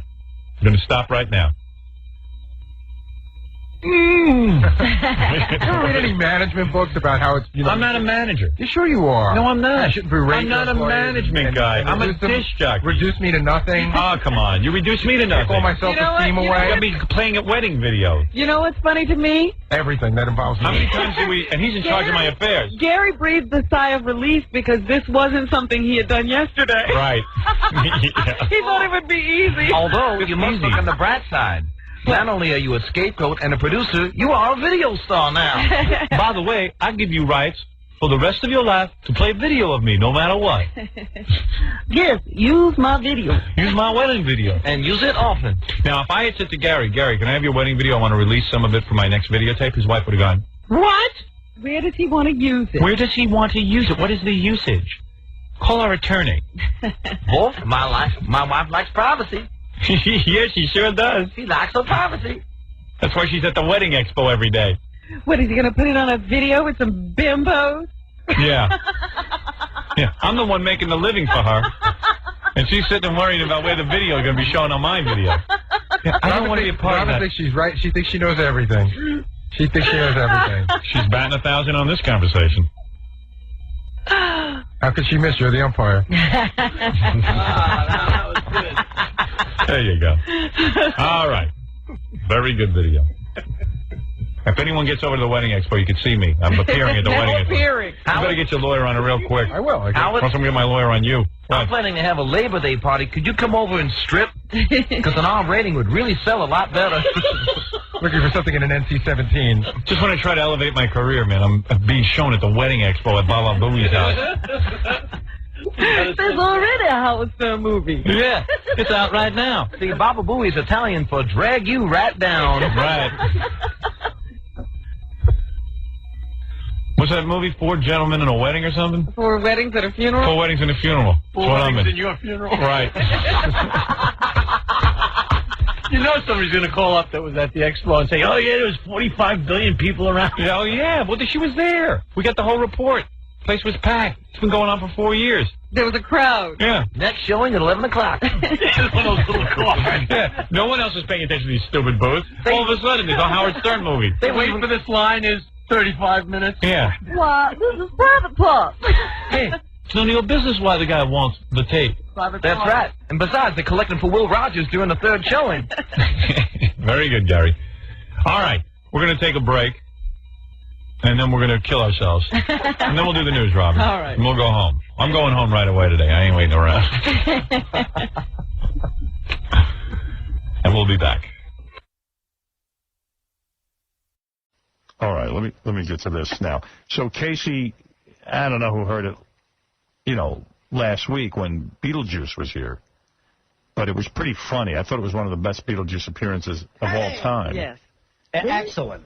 Because Beetlejuice was going to perform. Where were you guys going? Arkansas, Little Rock, Arkansas. Place Right. of legend. So Casey explained on the air that he really needs money. And that's a whole other story that I can why get into. he has such a great need. Yeah. So IRS. Casey does all these, appearances and things. So Sean, who usually travels with Beetlejuice, Sean takes care of Beetlejuice. And he couldn't go. So he said to Casey, you've got to take care of Beetlejuice for the weekend if you go. And Casey normally wouldn't do it, but he really needs the money. So he went. Got extra money for doing this. Yeah, and Sean even sent a letter to Casey, like, if you smell something weird coming out of Beetlejuice's pants, let's just say, Beetlejuice, did you have an accident? You make a mistake. Oh, yeah, did you make a mistake? Right. That's what he knows. And Peter will say yes if he did. And then Beetle will take off his pants and his underpants and jump into the shower. For Casey, he packed extra underpants for Beetlejuice. Right. And then, like, he had other things, like saying, you know, Beetlejuice is known to run off and disappear for days. So only give him money for what he needs, because if you give him money, he'll just keep buying things. Or don't give him shots, because if you give Beetlejuice shots, he'll get too drunk. So what you let do him is have 3 beers. 3 beers, and then the rest should just be like water in a little shot glass. Seltzer. Yeah, seltzer. And He won't know. he doesn't know the difference. And the other thing was, don't if you're, you know, hopefully you're in the room together, because if Beetlejuice is alone, he'll just call room service all night. Yeah, and to keep Beetle from running off, you have to just say to him, hey, there's girls up in the room. If he's moody and doesn't feel like he wants to appear, you tell him there's girls after. Yeah, and when we had Beetlejuice in here, he was like, I'm not sharing my room with Casey. I'm not going to make any accidents. I don't want to be near Casey. I don't like Casey. I'm the boss. Yeah, it looked really like it was going to be a tough weekend. So what happened? You went this past weekend. Okay. Yeah. All right, so... now, did you tape it? I don't know why the E-Crew didn't go with you. I am so livid with the E-Crew. Yeah, I thought we had said, it should be covered. I said to Doug Goodstein, I go, well, why didn't you guys cover it? He goes, well, I met with resistance from certain people. So I'm thinking, oh, maybe he doesn't want to pay for it or something. I go, you met with resistance from people? What are you talking about? He goes, certain people. So I go, Doug, what are you talking about? He goes, and he starts pointing to KC. I go, well, what did KC do? He didn't want you filming it? He goes, he didn't want to film it. I go, why? What is that? And so Casey says to me, I didn't want to film it because, you know, I got to take care of Beetlejuice. How can I hold the camera? Doug wanted Casey to. If Casey's the subject, Casey's the subject, how could he film it? Yeah, we got to see Casey interacting with Beetlejuice. You want to see Casey. I said, what is he, Tommy Lee? He's going to film it and be in it? No one's that good. Yeah, so... I got audio.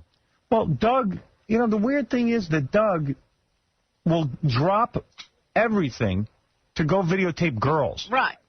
He'll be down at some house. No resistance there. Dude, I mean, You're barking up the wrong tree here. You might as well just stop. Why? Because what I didn't tell you is that the decision to what I told Casey to bring her own camera or a still camera was after another decision was made, and Robin can come in and tell you about that. Oh, so why didn't you tell me that? Because I had why do you ask 4 so seconds. I had 4 seconds. There was no 4 seconds. You say he doesn't want to pay to go with KC. I didn't have time to even say that. I was on my Well, way you had out. time to point to KC 500 times cryptically. Well, I mean, also part of it was I was trying to get in touch with Casey just to talk about everything and anything, but we called his cell phone, we called him at home, and I called him here, and I didn't get one return phone call. What is that about, dude? You got to be reachable. And then I talked to Sean on Thursday at the Vertigo Blue Party, and I said, if you talk to Casey, I'm just trying to reach him. I want to talk to him about this, the appearance. And he goes, yeah, I just talked to him like an hour ago. I said, well. So you just weren't returning Doug's call? No. I got a message saying we want you to take a camera, so I didn't call him back. I should have. Hey, Casey, call people back, huh? Don't call back Sean. I mean, I just saw. Remember, the appearances aren't the way you make a living. You make a living here. Oh, totally. I know. So call back Doug. Yeah, but I thought that they would go down there and do what they had to do. I wasn't taking the camera. But they need to know when you're going. They need No. All that information was done. Sean takes care of all that. I didn't even know. I didn't know when I was leaving. So what is the real answer, Doug? You're so cryptic. I'm not. Do you guys not want to shoot it? Robin can come in. Well, I'm asking you. I wanted to shoot it. Robin said no then. Yes. Oh, so then why were you pointing to KC saying no? Because he, okay, I was being cryptic. So don't act like you didn't have time. You just. And that KC was the block. I need to know these answers. We also had one day before, and the plane ticket was like almost $2,000. It was. So what? Well, that's where the problem lies. Little Rock's very popular to go to. Are we the #1 show on E? I got to get out of E. So do I. Oh, boy, am I getting out of it. I mean, I got to get out of E. They can't spring for a plane ticket? Well, you know, and it frustrates me because look what it turns into. It pisses me off. It bums me out. Yeah, it bums me out. That's some show we got. I mean, you could talk to Robin off the air. Obviously, she doesn't want to come in.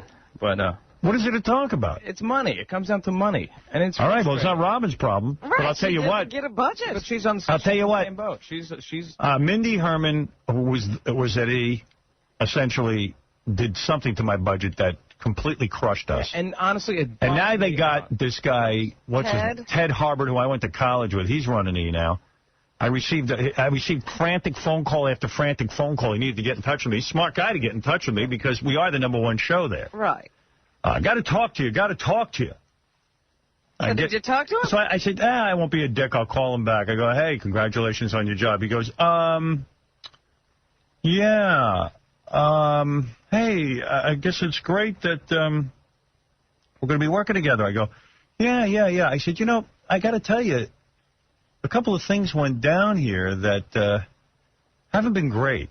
We used to have a really great relationship with E, and it was really terrific. And things kind of got obliterated. I guess you've heard all about it from various people who work here. And really, there's just a lot of bad vibes. Uh-huh. Yeah, okay. Hey, look, so it's great we're working. Who would ever thought back in college we'd be working together? See ya. Oh, no. So that was it? Yeah, he won't ever hear from me again. Oh, boy.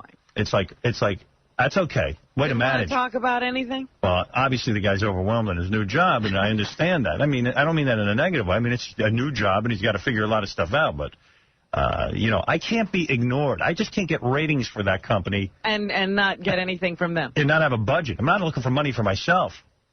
Ted had to go edit It's Good to Be Usher. Yeah. No time for the #1 show for the last 10 years. I got to edit It's Good to Be Lindsay Lohan. Or that stupid show with the plastic surgeon who's having trouble with his wife. Oh. Yeah. Because he works too hard. Maron. It's good to be Usher. It's good to be Usher. I tell you what. E has just... That show, by the way... There was a guy who used to run that place, Lee Masters, and a woman named Fran Shea who did a spectacular job, and that's when I signed up, and boy, have they gone a long way to obliterate all the good vibe. Yeah. That show, It's Good to Be, makes me so furious. I don't need to be reminded that it's good to be Brad Pitt. I had a feeling it was good to be Right, yeah. Was there ever a question? Yeah, was there something I was missing? Really, man. It's good to be Brad Pitt. Oh, no kidding, isn't it? Wow. Remind us some more. Let me tune in to see why. I didn't have much hope, but really, it's despicable. And I'm not, I mean, you could say Robin's not the one who handles that. She's got to go ask some people, too. I just know that as soon as you guys have naked women, somehow you find the money. Somehow you manage to get there, Doug, personally. Yeah, somehow you manage. Have more time in advance. Okay. That's for sure. I tried to get my buddy tried to come in because I wanted somebody to help, and the plane tickets were like probably about $500. So where's your audio? $500 we can't. It was No, that's thousands. What yeah, is that? for like one person. Like $1,400 or so. Why is he saying 500? I don't know. What is I'm this? telling you what we looked up. Robin looked it up, actually. $2,000 to get to Arkansas? Well, listen. No, he's probably right. It's probably that. Why'd you say 500 then? Because I went on Best Fares.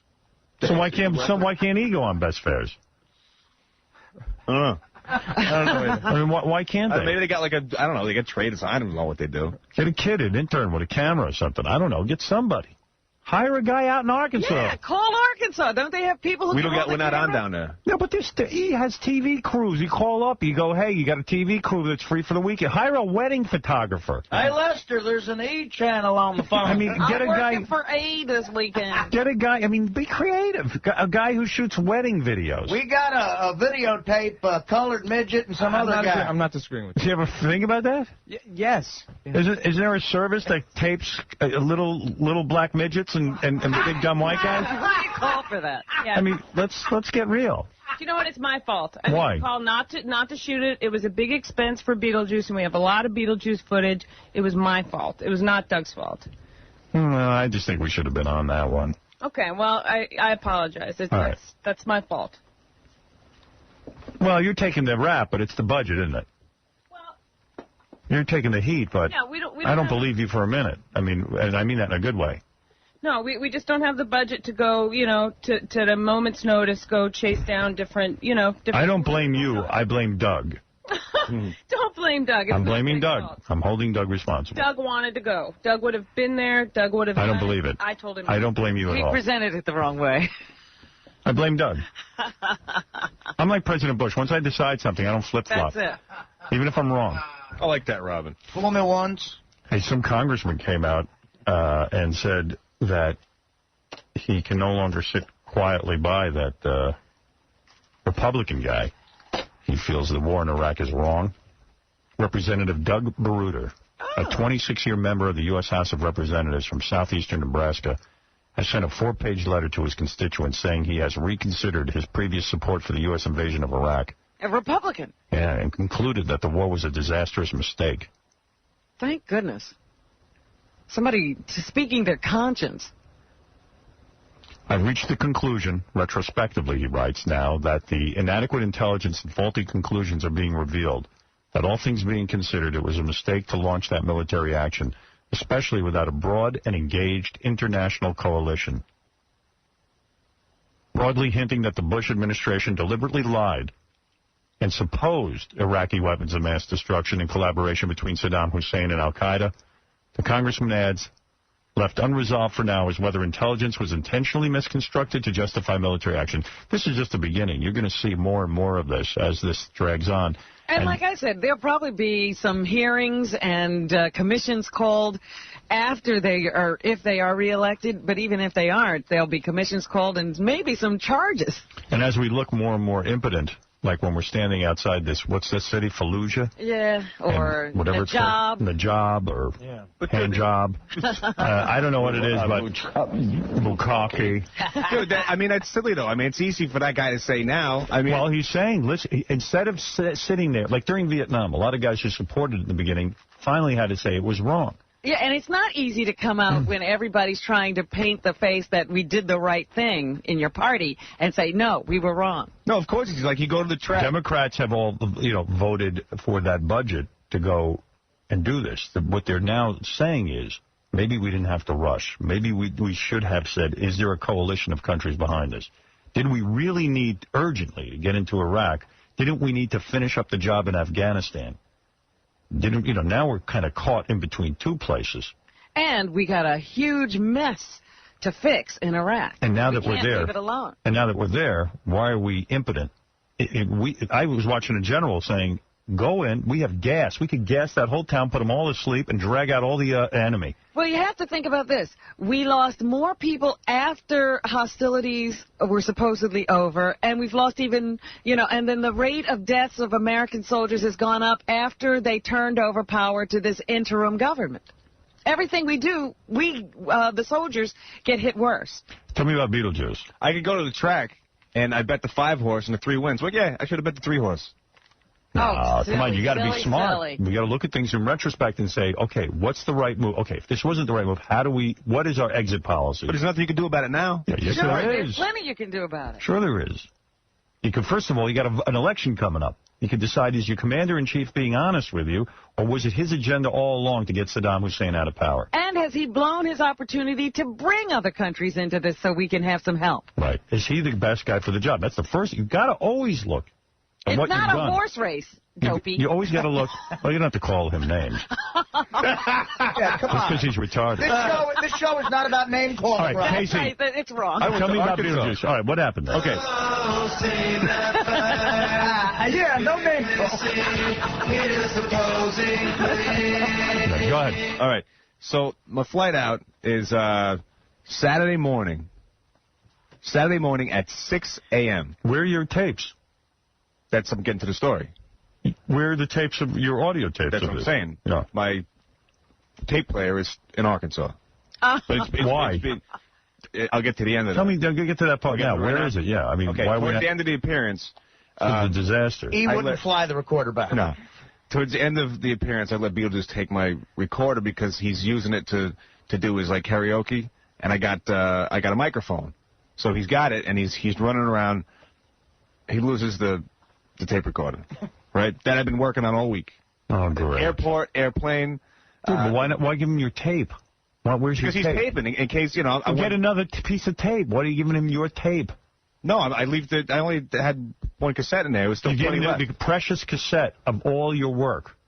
Yeah, That's but I'm getting it tomorrow. Don't you get nervous? Actually, but tomorrow I'm not going to talk about it. You know what? Come back tomorrow and play it for me. Okay. I'm talking to you today. What are you? I told you that though. I told you that I didn't have it. It's FedExed up to me. I should get it today. It's coming to my apartment today. But I can tell you what happened. Explain to me again how the Senate or the congressman is wrong. Yeah. Dude, your job is to have tape for me. Yeah. And you don't have your tape recorder. Why would you leave there without your tape recorder? Look, it's not Why would you hand Beetlejuice your one cassette with all your work on it? Because I was getting more tape.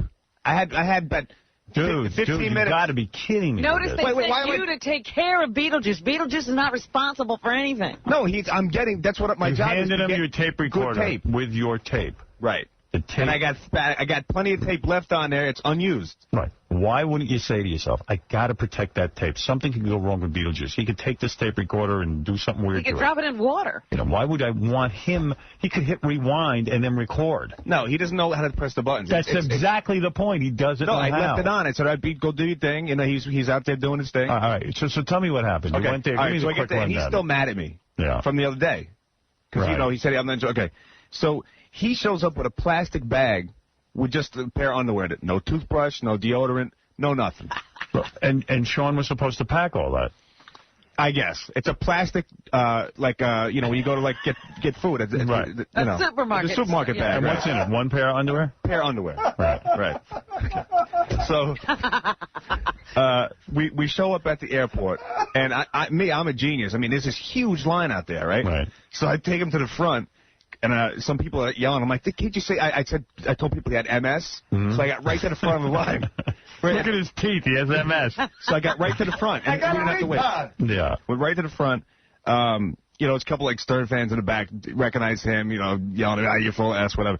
So, I go through the alarm. He gets in fine. He goes right through the alarm. Everything's fine. I can't believe you made up a disease for Beetlejuice. And once you say he's retarded. But if you're retarded, you can't get special treatment. Yes, you do. All you have to do is say he's disabled. Excuse me, my little friend has the flu. No, but he's walking around. He can't stand for very long. Why not? He's walking around. He's fine. I can see that he was fine. How about Beetlejuice? Hey, can't you see he's from the village of Kandor? He was shrunken when Superman came to this planet. I got to get him back to Oz. I got a retarded black midget with a bag with underwear in it. That should get you to the front of the line. He has MS. MS. Nobody asked a question. Tell me when you have MS. So he. My friend has a brain tumor. So he has MS and I'm a mess. I'm retarded and he has MS. I like that you were in charge of Beetlejuice. Yeah, maybe you should have messed up your speech. I'm upset he was in charge of the tape recorder. We should have sent somebody to watch both of them. So then you're waiting for the plane. So no. So get through that, go through the metal detector. He gets in fine. You know, he's fine. I set it off. I guess like a zipper on my pants, something like that. And they tell me to go over. This happened to me 3 times. They say, all right, stand over there. I keep walking. Nobody stops me. Right. You know what I mean? There's no airport security. It's horrible. But it's terrific that all that money we're spending in Iraq and we're still no safer at the airport. No, amazing. not at all. Yeah, go ahead. Okay, so we get to Memphis. We got a connection in Memphis. We get out there and we go get something to eat. We have to catch a connection at 9:30, so we had about an hour. So we go get something to eat. Right.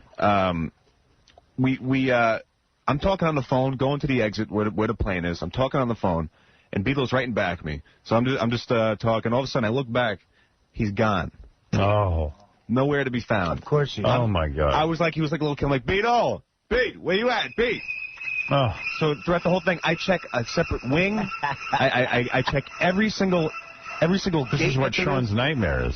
But why would you let Beetlejuice behind you? Because he was fine. He was talking to me. I mean, we had breakfast. I mean, everything was fine. That's what Baba Booey said when he took care of Gary the retard. He was gone. Yeah, he turned his back on him for a second. Yeah, he was going to the bathroom and then boom. That's what they do. And he said, Gary, don't leave. That's what retarded people do. They leave. So what did Beetlejuice? So now I'm freaking out because we got... I'm retarded. I'm leaving. Yeah, retarded people always leave. They don't stick around. They go, part of being retarded. They go, what am I doing? I'm retarded. I'm getting out of here. Yeah, so what do? So now I got like 3 minutes to get to the gate, and I'm starting to really get nervous. I'm searching all over the place. I'm going to miss this flight. I'm not going to get paid. I don't know what, so. I'm not going to get paid. So finally, I hear him coming out at the other side, all the way at the end of the airport. He goes, hey, what are you doing? I go up to him, and I said, Pete, what happened? And he goes, I had to get a book bag. He had to buy a knapsack to put his underwear in. Right. That's what took him so long. And he has money to buy a book bag? How does that purchase happen? I want to see that. Yeah. And I said, Pete, how much did he pay? I said, how much did you pay for that? And he told me, it was $35. I looked, and it was a tag for $15. Right. Oh. They took him.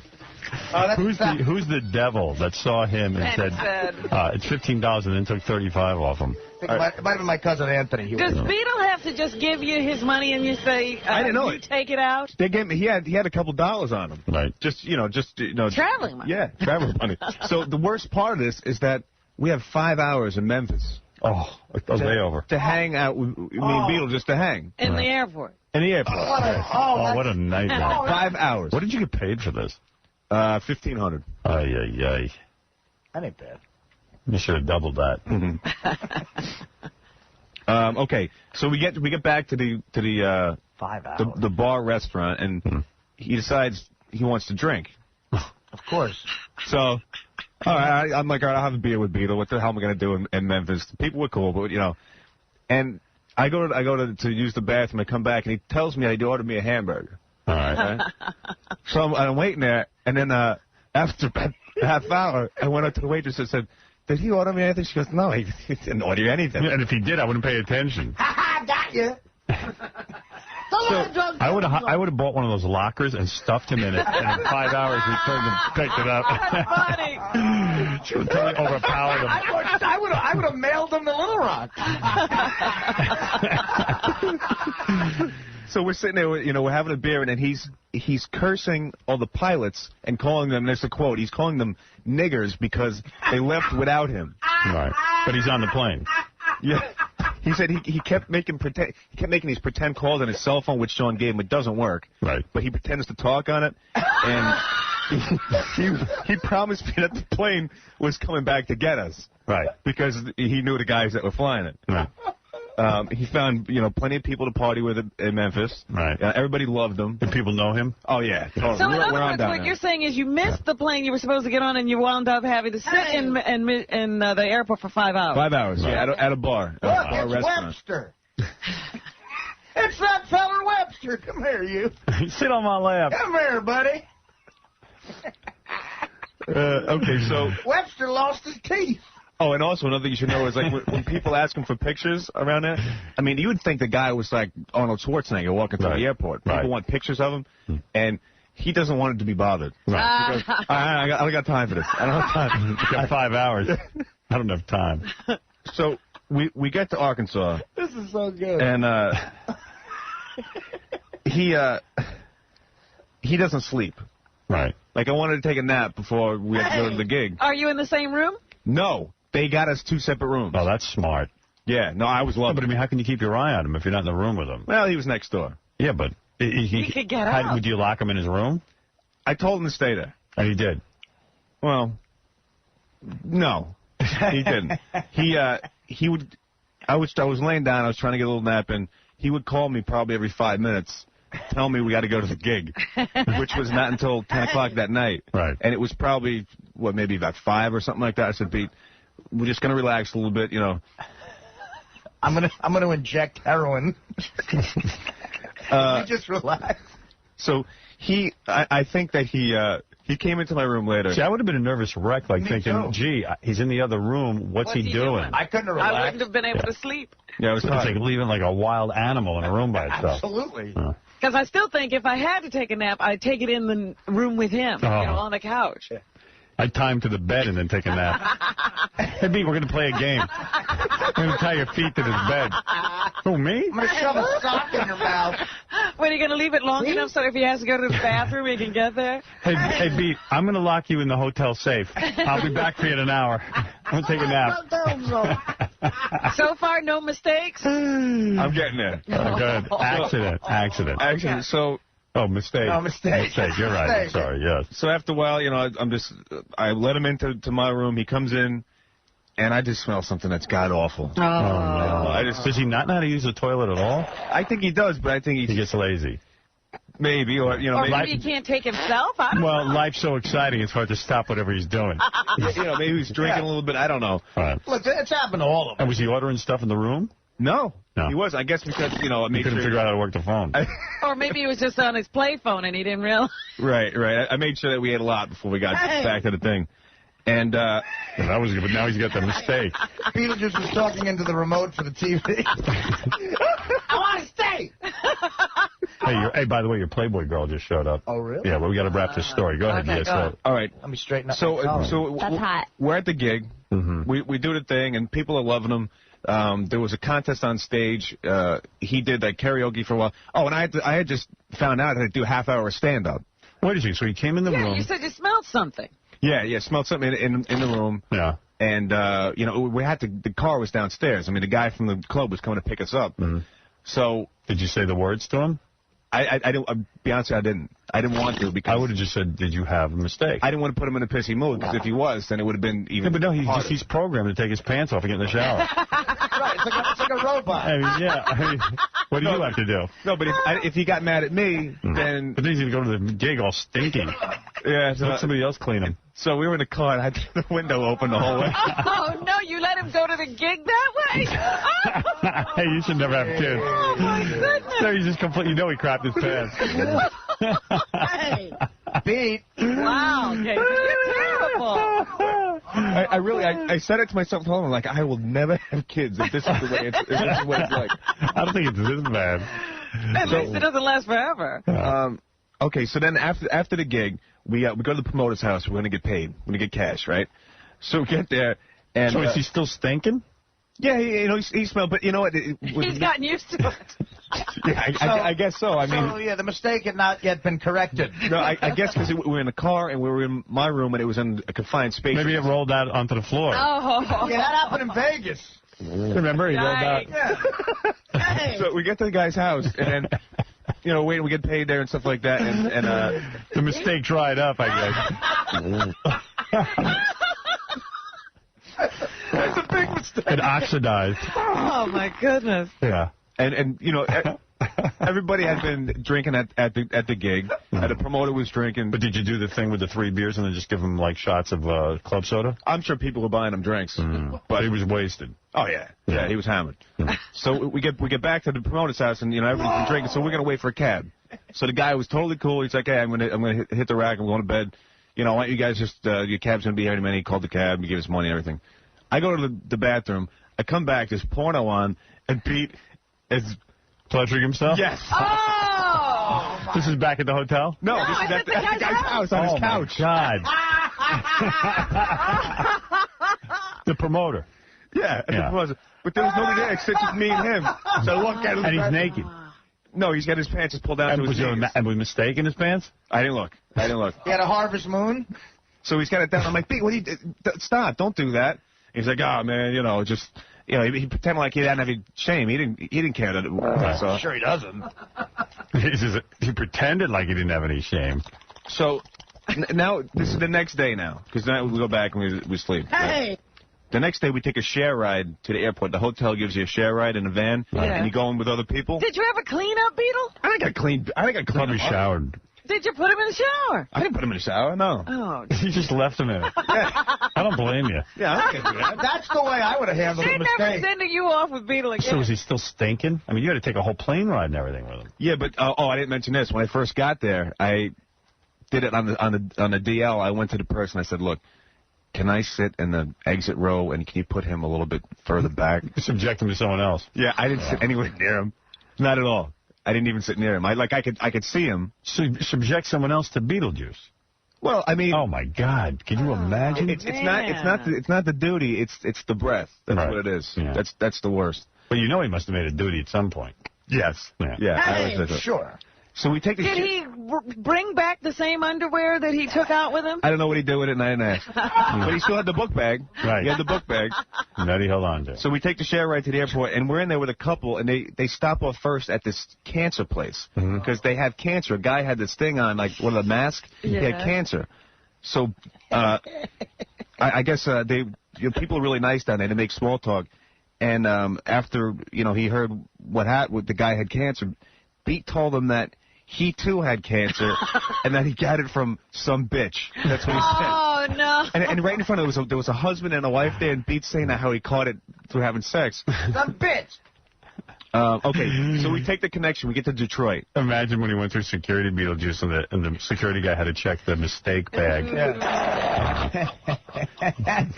All right. Yeah, so... We get to Detroit. We're having a great time. We're being good friends the whole time. I mean, he was actually a pleasure to be with, except for the things I talked about.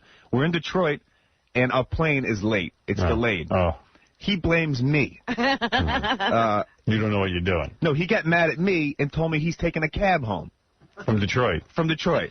So he leaves the place, and I got to chase him throughout the whole airport now because he won't talk to me. Right, and how do you restrain him? I said, beat, and he won't even turn around and look at me. He's mad at me because he said that I couldn't fly the plane, and I wouldn't let him fly the plane. Just like he says these crazy things. Right. And he's taking a cab home. So I walked throughout the whole terminal just trying to get him, and I'm not going to touch him and say, hey, turn around and talk to me. He's just gone. He's not even paying attention to me. Oh, my God. I don't even know where he's going. So what do you do? So I just... you haven't seen him in 4 days. No, so I just... do you think he can fly a plane? Driving. Do you think he can fly a plane? Do I think he can fly a plane? Me? Why didn't you let him fly the plane? That would have been good. So he was telling me the whole time out he should have been the one that was flying it, and it's my fault that we're not getting home. So what did you say? So I said, no, look, this is what happens a lot of times when you travel. The plane is late. There's nothing we can do about it. We just got to sit here. Come on, I'll get you something to eat, whatever you want to do. And he didn't want to hear anything about it. He was mad at me. So where did he go? So he walked around. All right. And I had to follow him. Finally, there was one point where I saw him walking down. I knew it was a dead end. So I just let him walk around, and I just tried to, Right. He probably thought he was walking home. Yeah, no, that's what he thought. He was walking around the dead end. Were in the dead end. Yeah. Yeah. So finally. And then when the plane came, what did you say? Hey, the plane's here? Yeah, I said, look, see, I told you I was going to be all right. We're going to get home. Because I think he wanted to go home. Right. Yeah, he gets homesick. Yeah. And I said, look, the plane's here. It's, everything's fine now. And then he was my friend again. All right. But it was funny. You got to see him buy cigarettes. Because I guess he doesn't know what kind of money he has. Right. There's no difference between like 5 and 10 and stuff. Right. Cigarettes down there for $4.95.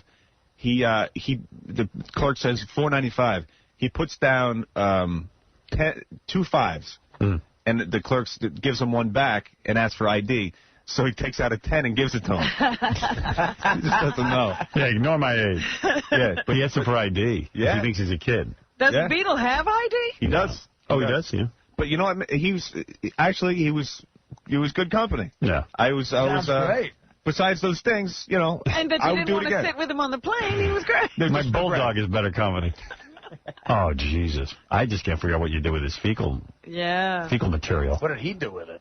All right. So, but the thing that's good, though, hopefully I'm going to have it for tomorrow, is that when he's in that place we have 5 hours to kill, he's drunk, screaming at the top of his lungs, cursing, talking about all the women, the bitches he's banging, and next to us there's a family of 4 eating, like kids and stuff like that. Great. So that was my weekend. Oh, that's just great. Oh. Fantastic. Yes, Angie, you're on the air. Okay. Hello, quickly, please, because I have to get to Artie's new girlfriend. Hi, Howard. My name is Angie. I sat next to Beetlejuice. I was the one subjected to Beetlejuice on the airplane from Newark to Memphis. It's true. Casey sat on the other side. He stunk so bad. Yeah. Yeah, I know. Horrible. He had burritos and milk for breakfast. He was like Smeagol. He was sitting there eating them, like stuffing his mouth, and then he fell asleep, snored, breathed on me. It was horrible. Did he try to hit? See, you abandoned everybody and sat on the other side of the airplane. Did you? Are you a hot chick? No, I'm definitely not a hot chick. So he wasn't hitting on you the whole time, at least. He was sleeping.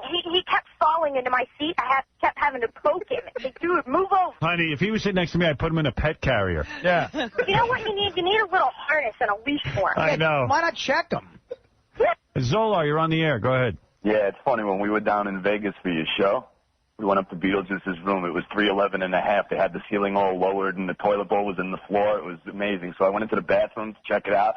Beetle can't even make a mistake in the toilet bowl properly. The entire rim was filled with excrement. Oh, my God. It was... Same thing happened in my room, to be fair. Yes, Captain Jenks. Hey, good morning, Howard. You know, the funniest thing about this whole story is that this guy that we're all talking about, Beetlejuice, and Casey gives him a tape of the show. Yeah, after all of that. Yeah. I mean, it's just unbelievable that you would trust your tape, your tape with Beetlejuice. Joe, you're on the air. Hey, Howard, how you doing, buddy? Me and my buddy, Rat Your Knuckle, we jumped on a plane and flew down for the study. It was absolutely incredible. That's funny. They flew down for the appearance.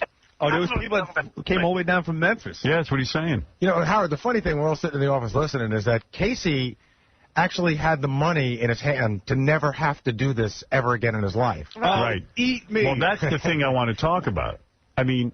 Yeah, he could have been sitting at home listening to somebody else tell this story. Casey won. You say you won $330,000 on GoldenPalace.com. I got so much email. First of all, people thinking that we dreamt that up so that it would be like a publicity thing for them. Right. I mean, I heard that I won like millions. Someone sent me a thing that it says a guy named Kyle A won 1.7 million. Yeah, from New York. That's not you. No, well, I don't know why they would put that down, but you won 330,000. 330 because there's no way I could win that much. All I'll tell you is, if you missed Casey's story, he was going to get a check for $4,000 a week for what, a year and a half? Yeah, whatever it works out to be until they come up with the 330. About 80 weeks it is. 80 weeks. And he would have had all that money, and he never even got his first check. He lost all the money by the time he was supposed to get his first check. And by the way, it is not a made-up story. It is absolutely true. I swear on my life that. And you didn't win any more than that. No, but you know what? Probably when I'm on my way up, you know what? I would go down a little bit, and I would win a little bit back, go down, come up a little bit. So maybe if they're putting that in there, it could have been a little bit more. But, it was a couple times, Howard. I was playing this... I don't even understand. Like when you were up to 330,000, all right, and you're waiting for your check for 4,000, right? No. Because every time I wanted to play, I got to cash out. And it would take it takes like 4 days to get it. So you'd extend the 4 days. Yeah, so let me understand I would leave some in there, but then I would take it out. And then every time you take it out, it's 4 days. So when you lost, like, the first 20,000, you could have stopped and then had $310,000. Yeah. And nothing clicked there that you dropped 20 grand already. I'm retarded. I know it. Howard. I live it every day, and, there's nothing that makes me sicker. He came to me at 200 grand. That's where he was. He said, I won 330, and he told me he was at 200 grand. And I begged him. I said, please. And he goes, listen, I learned my lesson. Did you not, Case? Oh, yeah. In your mind, you were down $130,000 you had to make back. Instead of up 200. Right. It's the single most disgusting mind-boggling. I think about it now, and I think, how could somebody do that? You have no respect for money. I have no respect for myself. No. I understand it. Yeah, talk to Artie. Yeah. All right, I got to take a break because Artie's girlfriend is here, Sonia Bright. Artie's girlfriend's not here. Artie's girlfriend is in New Jersey at her apartment, probably. That's hot. Getting ready to teach school this fall. We'll be back right after this.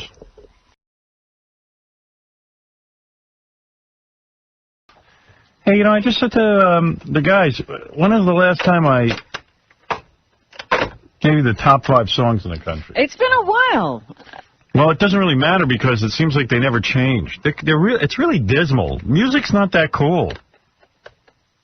I guess the only stuff, I'd say all these songs are like rap guys. Let's see, the number 5 song in the country is Damn from the Youngbloods. Stand up! When I move, you move. When I move, you move. Number 3 is from Nelly.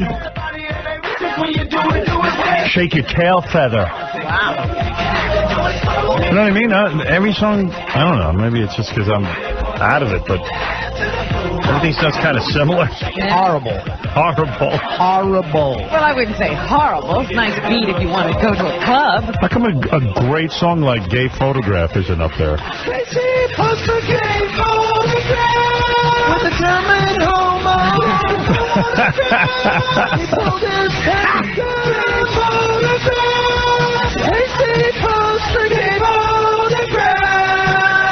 It's one of my favorite stories. Whatever happened to those gay photographs? Yeah, where are they showing up besides that guy's apartment? The guy's got a shrine. Casey goes to some dude's apartment. Some German guy. This is my KC shrine. He claims to be trying out for Men's Health. Whatever happened to your gay photographs? I got, You were in your underpants, right? Yeah. With his pants down around his ankles. No, So, all right, so I got, talked to another guy, so I got, the guy turned into a poster. Oh, you're a poster? Are you getting paid for that? Yeah, nice. Oh, you are? Nice. Where's the poster? It's going to be ready, I think, probably next month. You know who that poster's for. Who? Gay Guys. men. I could give a crap less. I got the money in the bank right now. It's nice. You're a gay sex symbol. What do you get Don't paid care. for a poster? I got $3,000 for it. But you're going to get something for the sales, too, right? Yeah. Oh, hey, good for you. Nice, right? Will's going around, Will, who works in the back office, saying that I'm in love with KC, and he has evidence, and evidently he preaches this to anybody. Really? And I'm like, dude, what is your problem? I'm gay Have for... you detected this? Have you detected that I'm gay for you, Howard's dude? in love with you? Have you detected any signs of me being gay for you? Dude, besides Gary here, there's nobody that you yell at more besides me. I know. Maybe that's love. No, I think Gary gets it the worst, and then I get it the second worst. Don't talk behind my back. Just tell me. No, I didn't preach it to anybody. Well, everyone back here said they hear your rap about because how they think it's funny and they want to bring it up on the air. That's the only reason. It's not like What is your rap? No, I have proof. What is it, John? He says it to me all the time. Whenever you like say something about Casey, he goes, "See." Then you go, exactly. And he doesn't just say it. He like is adamant about it. No, I noticed it once, and then it started to snowball from there. Like the more I picked up on it, there's like a lot of things. Dude, you honestly think I'm gay for anything? No, I don't think. I think that you have a weird attraction to Casey. I don't think you'd ever like act on it. I don't think you'd ever like bang him. But I think there's something, like, something strange going on there. Well, what is your proof? I got to hear this. I like Casey. I think he's a nice guy. There ain't nothing gay about him. All right, like the one main thing I was talking to these guys about yesterday. When we went to Las Vegas, it was 3 days of shows, porn stars, strippers, everything out there, right? Yeah. Howard starts off the show. His first observation is he saw KC down at the pool with his shirt off. Like, that's his first observation. Yeah, but what you don't lie, like 5 don't hours you? later. But you're forgetting the story. What was the story? I go down to the pool with my woman, and Artie's woman's there, and Melissa Ross's woman's there. We're laying by the pool. I'm in my bathing suit. Asswipe comes down.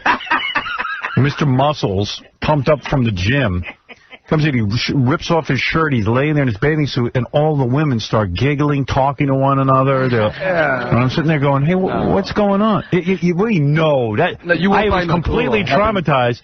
And then my girlfriend goes, oh, my God, look at KC's body. And all three of them are going, this is such a treat. KC's down here. We're looking at him. And I go, get the hell out of here with this guy. Get out of here, KC. Yeah, how can you dispute me when I say women go for looks? Yeah, I mean, Jesus Christ. They were all salivating over the dude. Oh, stop it. And I'm sitting there. So of course. He's got you doing it, too. I think Casey playing craps with his shirt off was a little much. Will's argument about that. I was traumatized. Will says you must have thought about it for 5 hours before you got on the air. Because it was a funny story. No, but that wasn't the observation. It was, I walked by Casey at the pool, and I was lucky enough to see him with a shirt off or something like that. Oh, so you didn't tell the Get out of here. I swear. You're insane. Well, maybe he's on to something here. What else All have right, you I'm got? humble. What else you got? We're talking about when we played Shaved or Unshaved. Yeah. Yeah, you started guessing of whether KC was shaved or unshaved. Oh, that's funny.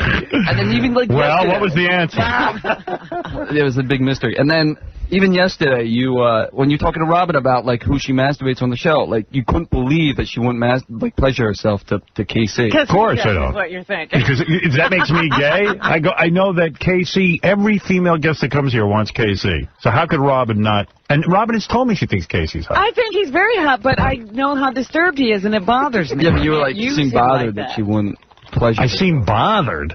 And this Not is a you strong. bothered. This is No, a he strong, said, I seem bothered that you didn't pleasure yourself. no. What do I care? Well, you did. You kept arguing with me about it. That's true. Right. And the strongest true. proof ever is you in Vegas. You and I guess Casey went to the steam room.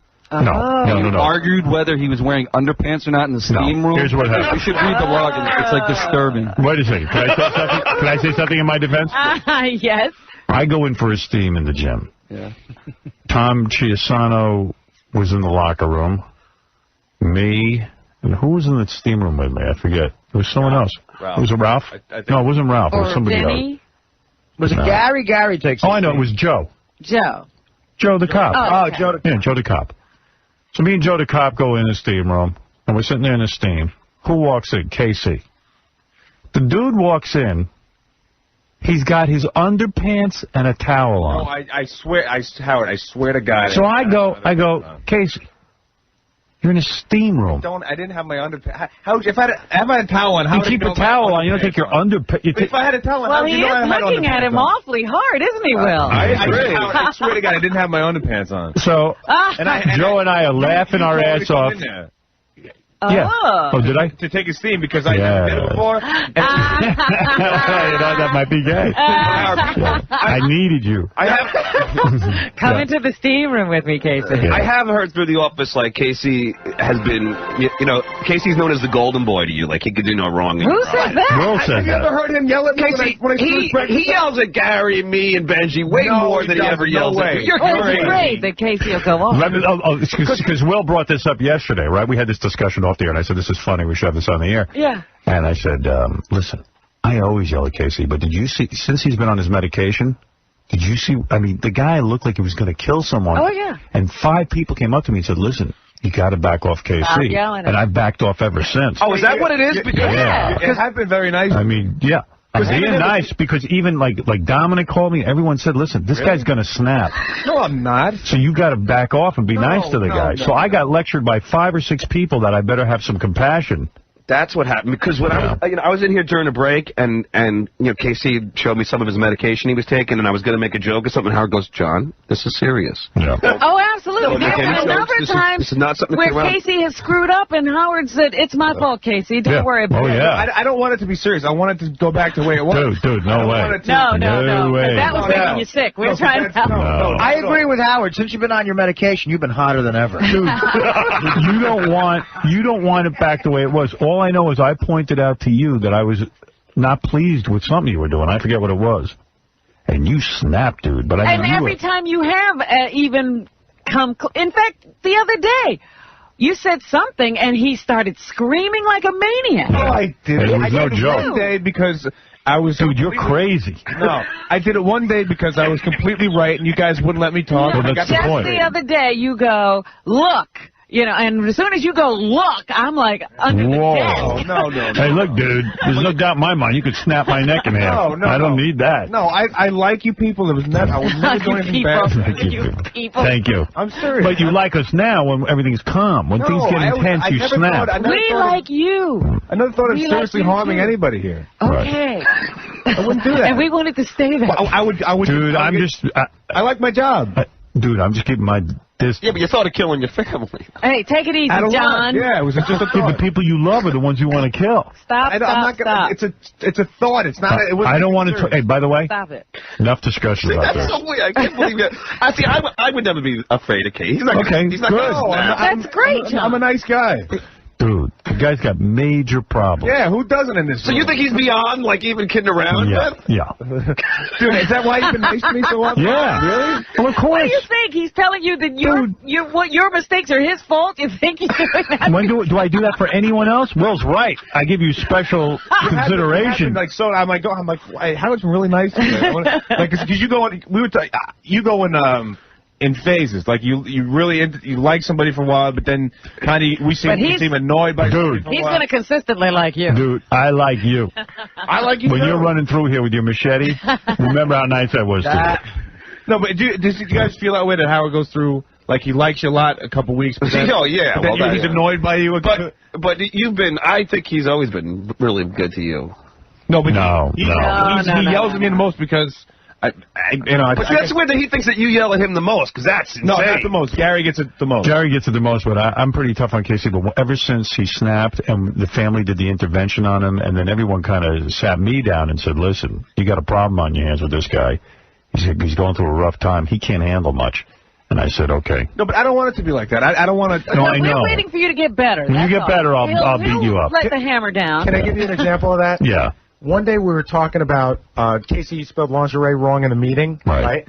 So I made a note of it because with everyone, if anybody messes up, we talk about it. The next morning I handed you a note off the air, and you just waved me off. You're like, no, that's right. No, see, that's the and worst. you give me that look like, you know what, he can't. No, that's the worst thing. And you agree, right? I mean, you were in on some of the discussions, especially the 2 times Casey snapped. I'll tell you that we have somebody that's interning here who works in the back, and she saw the show where Casey snapped on the air, and she pulled me to the side. She goes, are you guys worried? Oh, believe me, everyone here was worried. Who wasn't worried was Casey. He couldn't see himself. Yeah. So you see, Will, Howard's not gay. He's scared. Yeah. I might be cowardly. It looks the same as love. No, you can't. Please don't. We're not treating you any different. No, I'm just kidding. I'm just kidding. No, don't worry. You won't be treated differently. But then it makes me think like, Case, I won't treat you differently. I promise. This is not a bit. We're not treating you any different. It's not a bit. I know it's not a bit. Dude, you do it John, off the air. the guy has a problem. You understand? Who doesn't in this room? Right. And we're handling all of You you. really think he's capable of snapping? Yes. Oh, you did already. Okay, you know what this is like? This is like when a guy's got kind of like he's dinged up a little bit on the football field. He's a little bit, and then the coach says, "All right, don't hit him, don't hit him." That's the whole thing. You can't do that. That's exactly it. You can't do Although that. you know, Howard, talking he did snap at me that time. We were making fun of him about leaving from 9/11. Dude. Oh, yeah. Dude. There's no question. I've snapped on people before. Dude. He wanted to kill the level of his wanted to kill John. The level of his snapping. Who hasn't wanted to kill John? Thank you. The level of his snapping and freaking out went up after his family had the intervention with him, and he was in desperate need of help. The only reason I would say that is because he went off on you. But that day he went off on John, he was pretty scared. Yeah. And I didn't know how sick he was then. And after Casey went to the psychiatrist and they got him on medication, finally, I didn't want anybody to sabotage the guys getting better. So I told people, lighten up on Casey. No. It's not a question. Please take that off. Take that off. No. Well, you know, Casey. All right, I'll take it off. No, you know, Casey, he is serious because I've been on medication in the This is a bit past. for the air. And Howard's moved on it. See, you know, one thing about This is a Casey bit is for the air. the way Casey gets angry is, to me, the scariest thing. Because what will happen is, I've seen you stand at this podium and somebody will be goofing on you, and you sort of grit your teeth, you know, and it looks like you're just thinking about something, and then boom, it's an explosion. Yeah, he's holding it and holding it, and it goes. No, I'm not angry. There's an internal argument going on right now. I'm just saying, like, you know, I don't Kill want to Gary. Don't kill Gary. I want to see you get better. We're all behind you. You know what he determined? He determined that he was being tougher on you than that he needed to be. Look, everyone knows Casey's history. He had a father who was really tough on him. Yeah. Something's going on in that head of his. Who knows? But I don't, like, even Dominic called me and said, listen, he's thinking you're the father figure here. Oh, No, I don't. You're And instead of hitting his father, he's going to hit you. You know, it's easier to hit anybody. Well, he can't get to his father. Howard, you know how weird it is? John and I had a 20-minute discussion when we were down in the Bahamas. Does Casey have the ability in therapy to recognize what went wrong in his life? No, that's why he's medicated. Or is he never going to see it? That's what I said. I said he could see it. No. I said I don't think he'll ever be able to realize how messed up his childhood was. I said 10 years. Wait a minute. Like 10 years. This is so funny because you guys are having that conversation in the Bahamas. I'm having that conversation with Anne-Marie. We're all having that conversation. I like Casey, I'm not having that conversation. We care about you. No, we are all saying we love you. Yeah. It wasn't. Yeah, but we were kidding. You know what? I want to stop this conversation right now. I don't like it, and I'm not comfortable with it. No, I am uncomfortable with the fact that you told people not to That's correct. I cared about you. You know what that is? That's alienating. That's taking me. No. No. Consider yourself Have back you in the felt alienated? No. All right, then it didn't alienate anybody. I don't want anybody to be nice. I told everyone that we have to show Casey some love. Have I been any nicer to you than I ever was? Yes. Oh, you noticed. What do you think he's going to find out in therapy, Howard? Dominic, you're on the air. Yeah, but isn't Casey doing better? Yes. Yes. No, yes, he is. You know what? Ask me how many times I was late for work before I started this crap.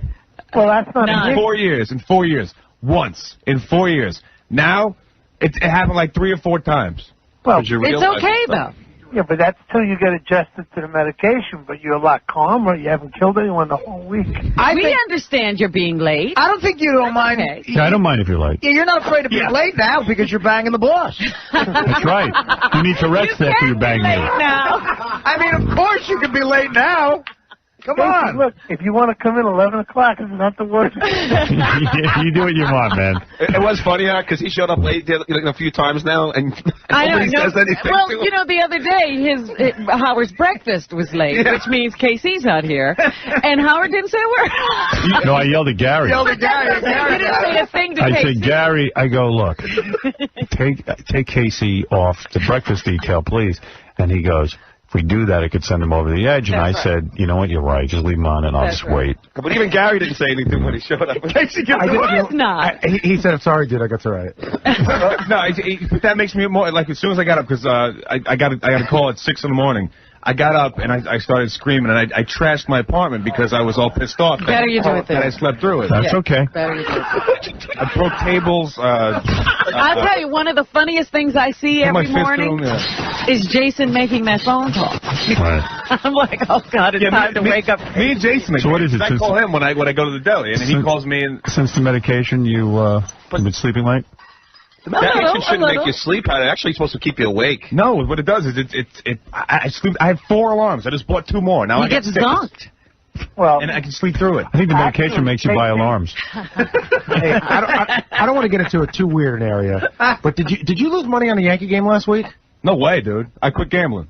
Oh, you're kidding? Because one of the guys, I heard that, but that's good. One of the guys in the office said that you were complaining that you lost some money on one of the games. No, I hate the Yankees. I just say that I hate the Yankees. No, I'm my gambling's under control. Wow, this is working then. But that's just one of the things that's out of control in my life, so I got rid of that. But you always complain you don't have money, though. Yeah, because he doesn't make a lot of money. Make a lot. Yeah, but he works every weekend. Yeah, but what kind of gigs do I take? I take anything. But you probably he's posing for gay porn. Yeah, he's posing for gay porno calendars. Gay poster boy. You're gonna see it, man. You'll love it. Oh, we're gonna put it up in here. I know I will. Because I'm in love. Well, he can't wait to. Will you sign it for him? My crazy Casey Muscle Man. Is our meeting in the jacuzzi still on for today? Hey, Casey. I mean, how was that steam you two took together? Yeah. This is Rod Stiff. Take off your underpants, Casey. Free your balls. You gotta wear your underpants in here. Young Casey. I came back to my law office, and there was a phone call from 2 judges, from 2 new clients in KC. I called them back in 1 second. I love Get him on the phone. What did KC want? I don't know. It doesn't matter. But I said, get him right on the phone. He's very important. Yes.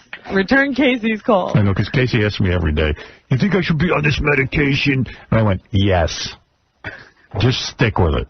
I know. There was one day that everybody was getting upset because of something going on with him, and he was like, you see, I'm not taking it anymore. I said, no. People stop telling him bad things about what's happening to him now. He has to stay on that medication. Yeah, and I don't care if you're late from the medication.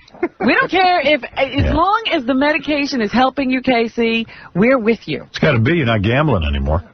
Well, that's I just get sick of. Well, there's a reason. You couldn't do that before. You wouldn't have ever gotten sick of it before. You're not going to gamble on the Breeders' Cup? Oh, yeah, of course I am. What? Gee. You are? Yeah, I'm going to this weekend. I'm going to the Breeders' Cup. Oh. Whoa. I thought you weren't gambling. It's horse racing. I thought you had it under control. Yeah, but that doesn't mean I can't go out and screw around a little bit. Let me ask you a question. Yeah, no, I have an appearance. This is what I'm doing. I'm going to L.A. to the Breeders' Cup. That's fine. That's fine. So that's the just I'm go. going to be there. Let me ask you a question. If you were an alcoholic, right? Yeah. Say Casey's an alcoholic. I know. Would you take a drink? All right, fine. Hey, dude, I went to GA. I know. Where'd you go? GA, Gamblers Anonymous. How many times did you go? Pretty much every week. Really? When did you do did you that? tell them you're going to gamble on the Breeders' Cup? No, so you can't do that. You have to stop. You have to stop totally. So tell them. Have the balls to go to your meeting and tell them you're going to gamble on the Breeders' Cup and discuss it with them. Is he going to meetings now? Is that what you're saying? You still go to Gamblers Anonymous? Yeah. Oh, I didn't know that. And you're going to gamble? You nutcase. Yeah. But no, but see, they say that you can't do it and there's no way that you can do it. Right. But so, look, but you know that you can. It's not money that I don't have. Did it ever dawn on you that they might know something you don't know? Yeah, I know they know a lot, but I have great. Have you told them that you're thinking about going and gambling at the Breeders' Cup in the meetings? No. Why haven't you brought it up since it's no big deal? Because it's not all about me. I just sit and listen to people. Wait a second. Casey, you haven't gambled. I listen to people. That's why I go. I go to listen to people. You've never shared. You haven't gambled on one football game this season? Of course I have, yeah. I didn't say But you're supposed to have stopped. But trust me. Just trust me. It's in check, all right? I'm serious. So how much are you going to put in the Breeders' Cup? I'm just going to screw around. I'm going to be there with my friends, and I'm going to hang out. Let me ask you something. It's a couple of dollars a race. Have you ever stood up in the meeting and said, hi, I'm Casey, I'm a gambler? I'm gay. I'm a gay gambler. I'm a gay gambler. Yeah. I am Casey, and this is my German photographer. Hi, Casey. I gamble because I'm in my underpants on a calendar. You told your story, right? I am Casey. Yeah, that's... Oh, I'd love a tape of that. Oh, yeah, let me hear your story. That's My father used to throw the dodgeball at me. There's nothing to do. It has to do with No, I'd like to hear those crazy gambling stories. No, it's you know what? I suggest that anybody go to any of these meetings just to hear what everybody else has to say and how bad it can get. But you don't stand up and share on a regular basis. Not if you don't want to. But I was going to say, maybe you have the same as they are? What? Are you the same as they are? Are you No, you have the same problems, or are you different? My problems are minute. And Howard, that's a big issue, because Casey told me there were 2 stories that he heard there that really set him back. He's like, whoa, wow. But since Casey's stories aren't nearly as bad as those, I don't think he thinks he's got as big a problem. Yeah, but you know what? Your story isn't as bad as those. You never got to get what those people had. Yeah, that's true. That's true, but you should maybe go to the GAY meeting. Stand up and say, hi, I'm Casey. I'm gay. Hi, I'm Casey. I'm gay, Casey. I have a problem. That meeting's down the hall, pal. Hi, Casey. Casey, I don't think Howard's funny. Just for the record. Laura, you're on the air. Yes, Laura. Oh, well. Laura's gone. But no, Casey, you've been doing very well. Thank you. Yeah, thank you. Eli, could you take it? And he would take it. So Lindsay Lohan thought Eli was my assistant. Would you? And then I just started calling him like he was like my low-rent younger brother. Yeah. All right, so he's Ernie Tarantino.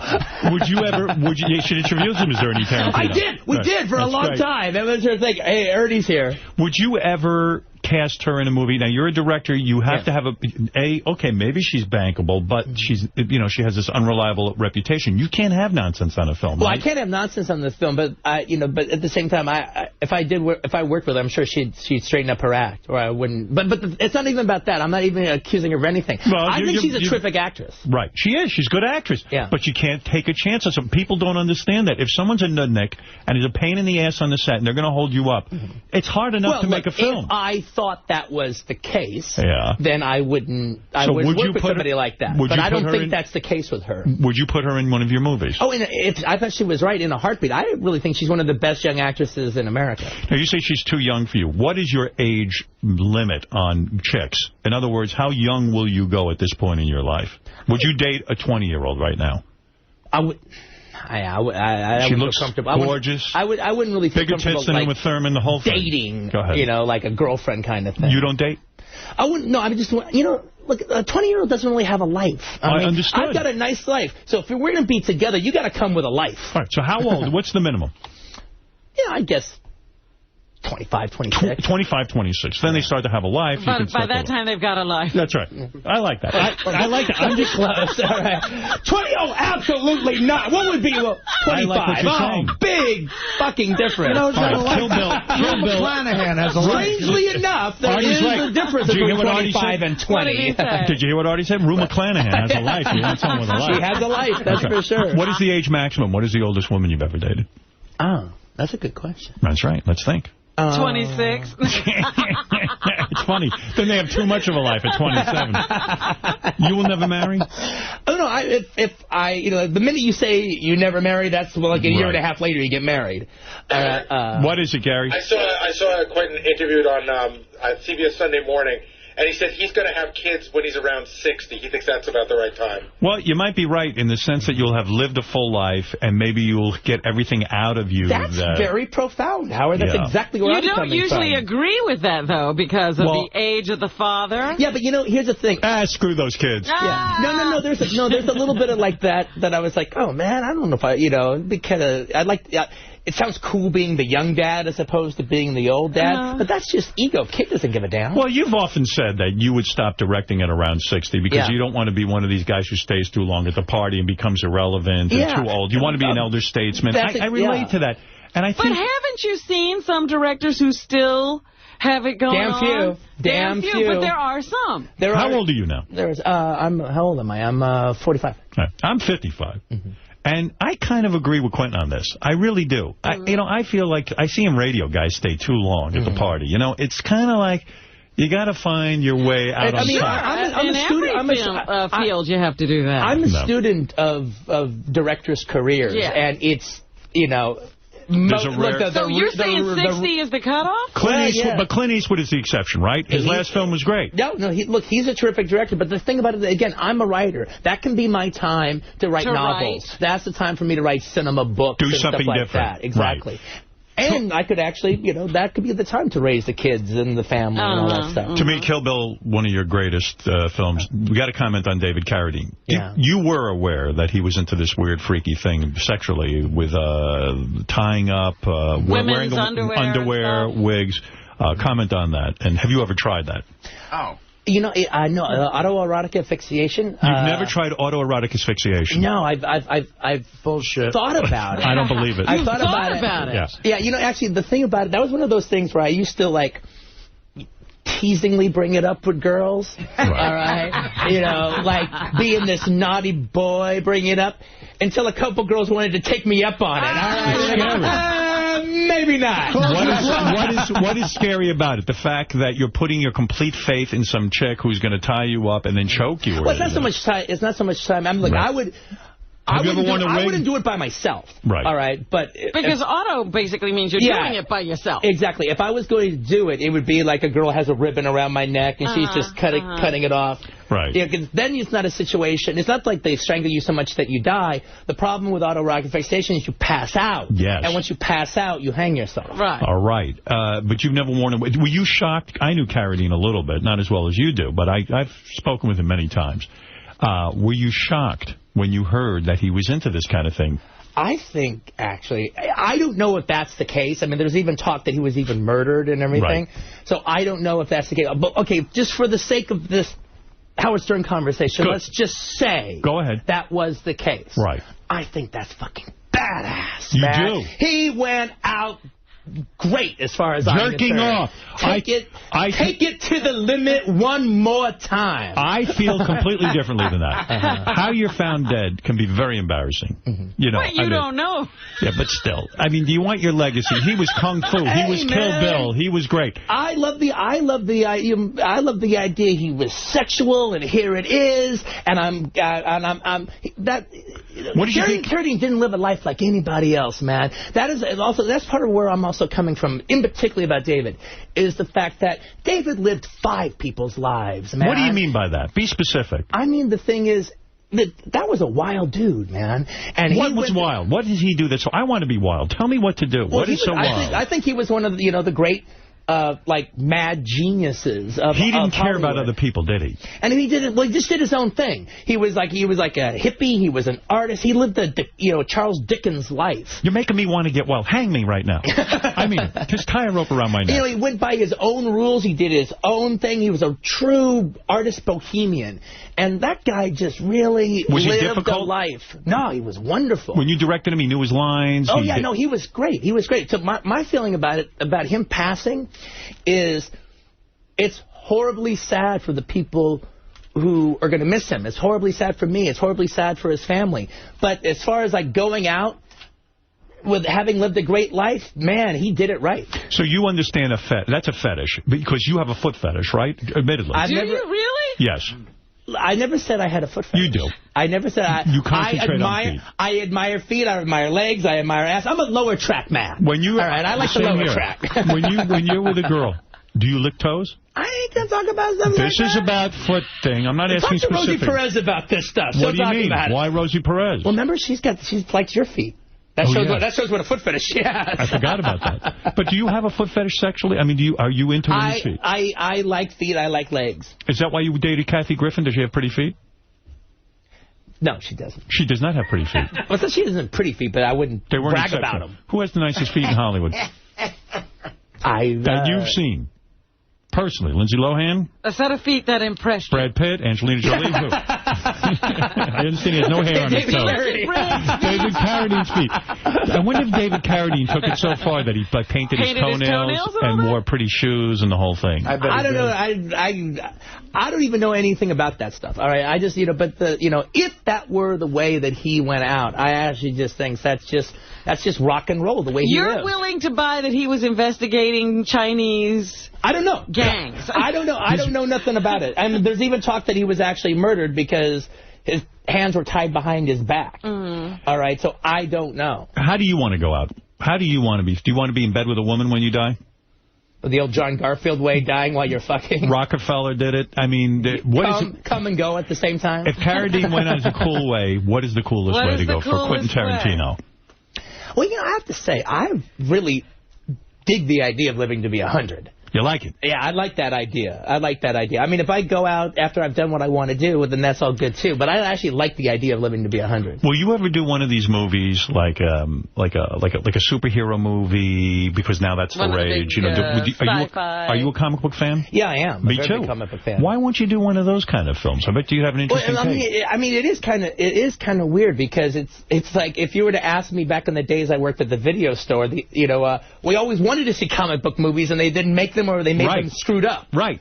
So, I mean, there's a weird aspect. I think there's a little part of me that I've grown out of it. But there would have been a time that, like, what's going on right now would have been the greatest thing ever. Did you ever consider putting Spider-Man into Inglourious Bastards? Like, having him appear? I mean, because that's a lock. I mean... Well, but, if I were to do a comic book movie, I wouldn't be interested in doing an established comic book hero. I want to come up with your hero. That's what I like about you. That's what I like about Inglourious Bastards. That's a really interesting take, with these Jewish guys going behind the enemy line. Look, here's one of the things that really doesn't make me better, but makes me different than a lot of other directors, and especially writer-directors, is a director will come out, and there'll be a writer-director, and they really have a voice, and they'll do 1 movie, 2 movies, 3 movies, and there is a voice to their work.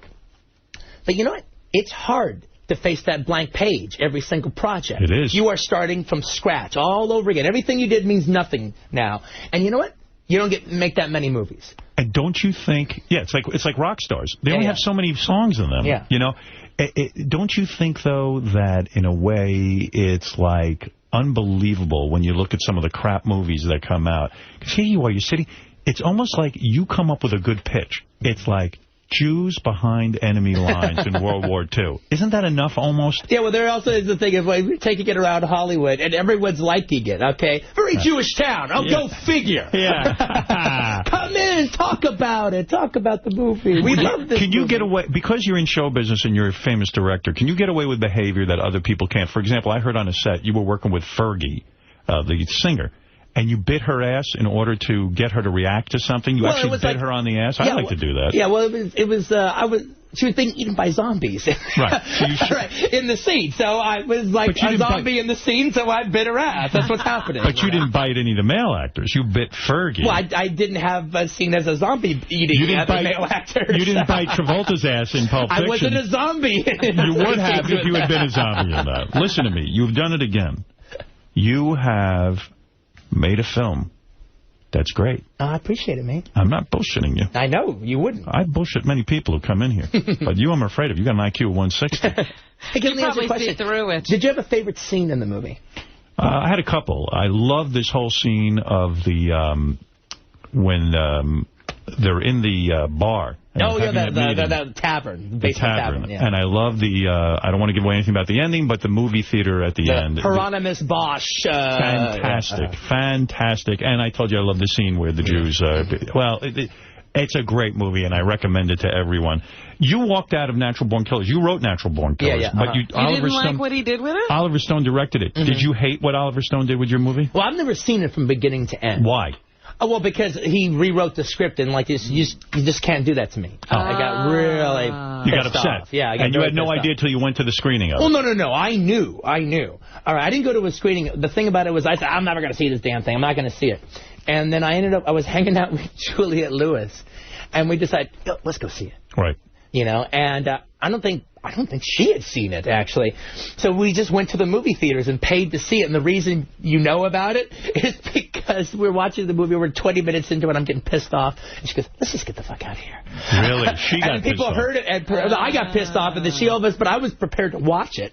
And she was like, let's just get the fuck out of here. Is that the greatest thing about being famous, aside from you get to do your art, that you get to hang out with Brad Pitt and Juliette Lewis, like you go to the movies with Juliette? Like, is that turn you on because you get to meet all these exciting, great people who are artists? Oh, yeah. Well, I mean, not in some sycophant way, but just in the way that, like, one, they're interesting people. They can be interesting people. And, they're artists. They're doing the things that you're doing, and it's a very interesting life to get to know different people and hang out with them. And there's people that I really, really admire along the way that I've met because of my situation. Will you walk up to a person who you admire and say, "Listen, I want to hang out with you. We should hang out"? Well, yeah, I'll go over and I definitely have walked over and said hello to people, and I do have a situation that in a lot of cases, like if I were to call them and say, hey, let's get together and have a drink or talk or whatever, they might very well say yes. Do you think a lot of these people get together with you because they think, aha, he might be interviewing me for a movie? No. I mean, oftentimes, it could be a singer, it could be a writer, it could be somebody that there's not necessarily a job on the other end of this. Right. It's like, I mean, there actually is... Are they genuine friendships? Well, they can be. Yeah. They definitely Sometimes can be. they evolve into that. Yeah. Sometimes it's just a drink. Yeah, sometimes it's just a drink. Sometimes it's just a meeting of the minds. Do you think you and Brad Pitt will remain friends? Like, you will hang out again? Do you think that will happen? Oh, yeah, for sure. It was a good experience for all of you? You didn't have enough of you that day? Yeah, exactly. Did Brad's wife drop by the set every once in a while? She came by once, actually. But she was pretty much taking care of the kids the entire time. She's very pretty. Going to put her in a movie? If I have the right role. If you do, make her naked. I want to see boobs. I want to see beaver. I want to see it all. I want to see it all. Hair, everything. I don't care what it is. You show it. Just be brave about it. Now, the biggest pain in the ass you ever worked with acting-wise got to be De Niro, right? You did not No. He was terrific. You complained a lot when you worked with De Niro. No, I didn't complain. You said he was calling you all the time. Let's be honest. No. He was bothering you. No. That was not There was at a all. recorded conversation. I know, but that was leaked. blown completely out of proportion, and that was about, we were literally talking about negotiating his deal. All right, that was all that was about. And that's he was even mad about it, actually, when he heard about it. Is that the part you hate? What? Negotiating the deal and all that. Kind of a drag. We have to, you know what you have to do? You got to divorce yourself from it. Why did you get upset about negotiating his deal? No, they were just roping. I'm not the one upset. They were the producers. They were roping me into the conversation. I see. And sometimes they entice you to get involved with the actor and say, come on, Bob, knock off the shit. And I don't do that at all anymore. Hey, look, if you were to call Brad and ask him, I call him Brad and asking him shit. Right. And if I'm going to call Brad and ask him something, it's something I want. Right. I'm not going to waste my shit on your concerns. Right. And once you work with Brad, you don't have to sit there and suck his dick all day, do you? I mean, you get down to business. He's great. He's self-sufficient. Yeah, I wouldn't do that anyway. That's not my style. Do you ever have trouble getting what you want out of people, and what do you do then? Well, you do autoerotic asphyxiation. You try to, normally it works out, but I mean, every once in a while, a director resorts to a couple little tricks. Yeah. To entice a performance out or something, or to trick an actor into a performance. Where are you hanging out now, L.A.? Yeah, I live in Los Angeles. But I got to say, I'm looking forward, when this movie is behind me and it's all done, I'm looking forward to getting back to New York. I love my apartment here. I love my life here. I've lived in about 3 or 4 years. So nobody even sees you anymore. You're not even part of the scene. Brian, I've been in Germany for a year. Well, stop with that. Brian, you have a rare opportunity to ask a question of Quentin Tarantino. I'll allow Quentin Tarantino here celebrating the release of Inglourious Basterds opening Friday in theaters everywhere. Go ahead, Brian. Thank you so much, Howard. You're a great director, Quentin. Now you got Howard there. You got to make a movie. Finally make the Vega Brother movie starring Howard Stern. Well, I got to tell you something. Quentin looks at me and sees nothing. I mean, he's admitted it. So he's supposed to be the third Vega brother? Yeah. Ernie Vega? There you go. Believe me, just the negotiation would piss you off. You thought De Niro was difficult. Forget about it. Well, listen. You are a great film director. Thanks, mate. You're doing great things because you're writing original ideas. You're coming up with original movies. And I'm proud of you. I'm even proud that you, I'd say about 60, 65% of the movie is in subtitle, but that's what I think makes it work. This movie is based on language. Yeah, exactly. So that's almost one of the things it's about. It would have to be that way. Yeah. And next time you come back, I want you to talk a little bit more about when you defecated at Brad Pitt's house while you were on hedge. Did you use wet wipes? Did you use dry toilet paper? What, did you wash your hands? I mean, did I use the bidet? It was France, Did you use the bidet? I don't think it was a bidet. How do you use a bidet? Have you ever used one? I don't quite get it. I don't quite get that. But, what is cool is in Japan, they've got those, like, almost robot toilets. Computerized toilets? Well, they've got, like, a whole push button Those system are the ones there. that spray the water? And Yeah. everything? Oh, my goodness. And when you're in Japan and they spray water up your ass, are you shocked at first? Like, water's well, going you on? know, look, there's a little diagram right there next to the toilets are like lazy boys. And you hit the water, boom. If you want it to go around and around, it goes around and around. Really? Then all of a sudden you get this air dryer, dries your butt. Hey, let me ask you something. There was a woman who once wrote a book about rebellious directors. You were mentioned one of 6 who were the greatest rebellious directors. And she was kind of nasty. She said, you don't like to shower and you don't like to clean yourself. Were you insulted by that? Is I that never true? read that book, actually. I didn't really read it either. Someone said to me, do I smell bad? You smell good today. So I just want to say that it might not be true, right? Yeah, it's not true. Right. And he wiped himself. Where did that come from? I don't know. Why does that start? No, that's just, I mean, well, actually, the joke, she took a joke that back when I was in my 20s with my friends at Video Archives, she took a joke and made a big deal about it. All right. And the joke was, maybe at 25, my hygiene wasn't the best in the world. Right. But the joke that the guys used to say at Video Archives, for a guy who doesn't take that many baths, Quentin doesn't smell too bad. Why wouldn't you read a book about yourself? Wouldn't you be curious to read it? Oh, I've read books about myself, but I knew that one was nasty. And the same thing with an article that comes out that I hear bad things about, or I have a sense that it's not going to turn out good for me. I don't want to read it because, it's like if you say, hey, there's this GQ article about you, and that was kind of nasty. Then I just, fuck that asshole. Because it doesn't mean anything to me. But if you read it, that shit stays with you for the rest of your life. I happen to agree with you. A couple of years ago, many years ago, some guy wrote a biography. A couple of people wrote these unauthorized biographies, and I tried to read them, and I get so aggravated because I found they interviewed people who barely, or some of them didn't even know me. And they were making up stories about me, and I was like, gee, none of this is true, but how am I ever going to... And it stayed with me. I was, like, angry. Yeah, it's just, I mean, like, those fucking phrases that you read, like, the quotes around them, they just stay with you, and they actually never leave. They're stuck in your head.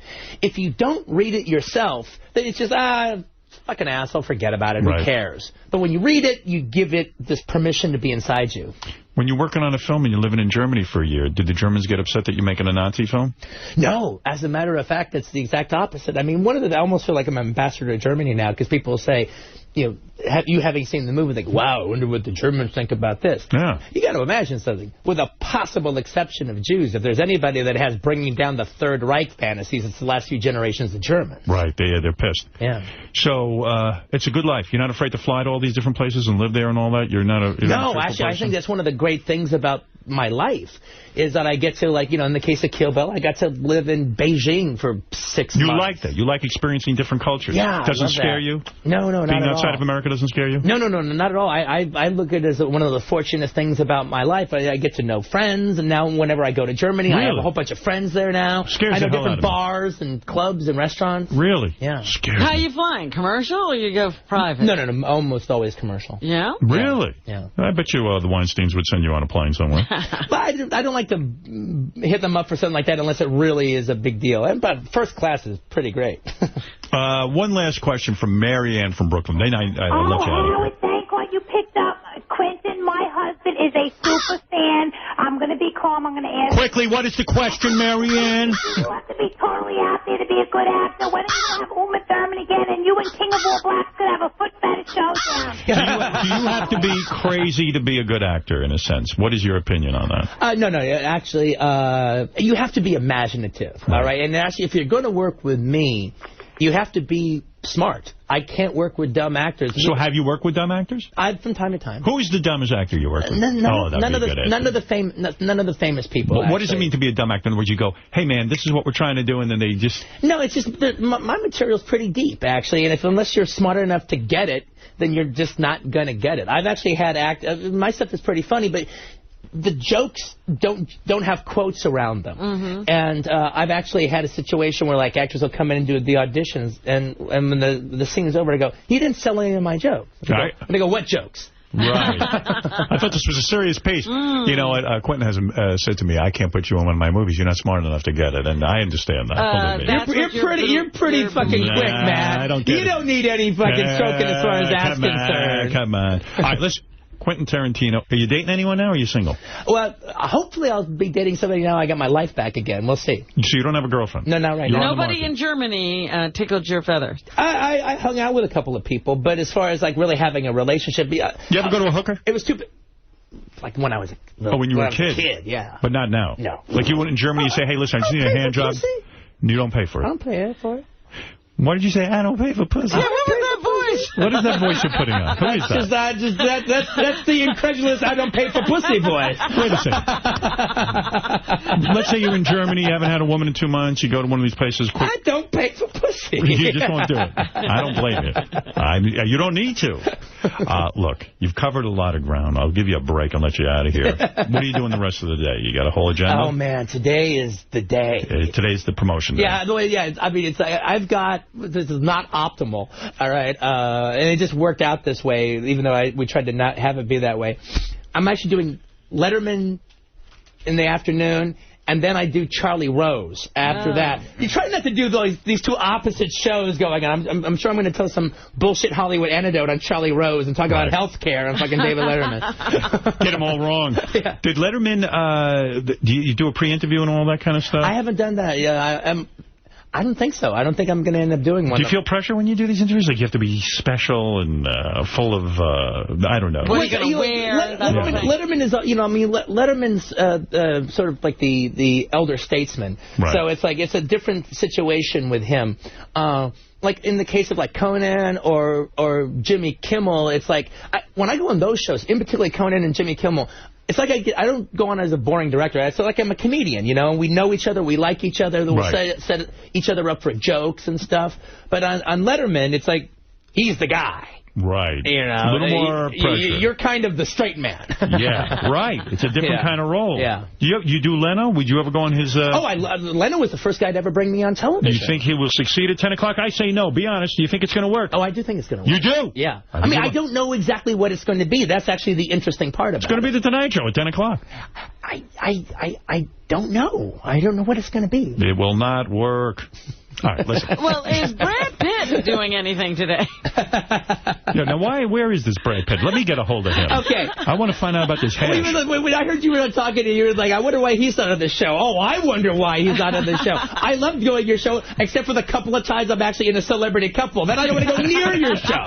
You just come here and you answer the questions. All right, listen. See Quentin Tarantino's Inglourious Bastards. I've seen it. It's great. Opens Friday in theaters everywhere. You will love it.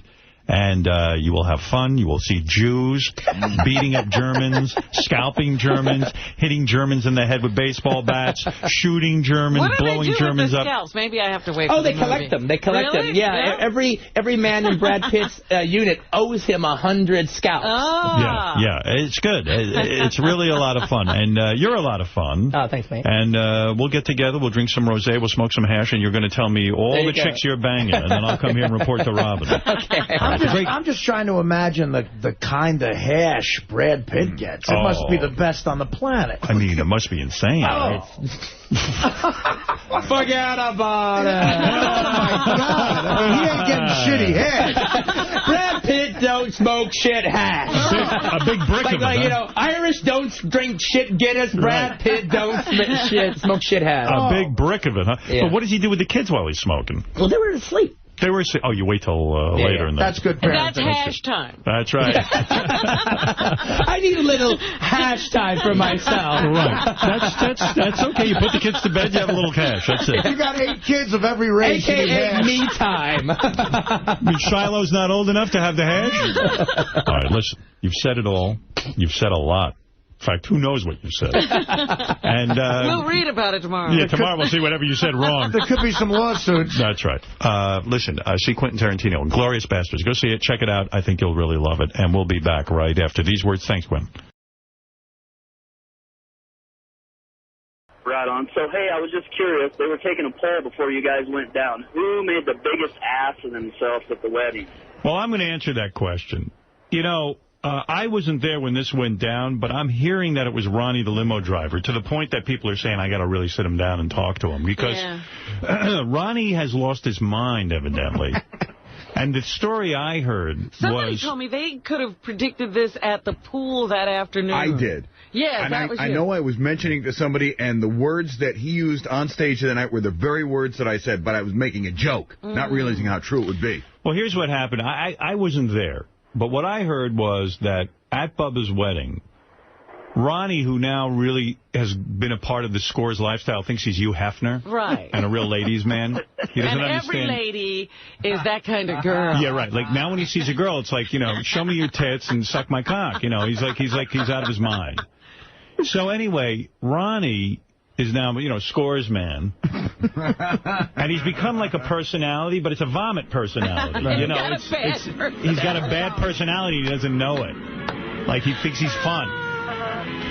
So he goes to the wedding, and what I've heard, Ronnie, and I wasn't there, was that you totally embarrassed yourself and the show in the sense that you get up, first of all, you're cursing, and I've got tape of it now. I understand that. All right. And Can also, I heard you were dancing and dirty dancing with some chick, and it turns out she belonged to a 300-pound wrestler. Right. And that guy was going to kick your fucking ass. No, he wasn't, because I went over and spoke to him. I said, if you have a problem with me dancing with her, fine, you know, let me know. He said, no, she loves it.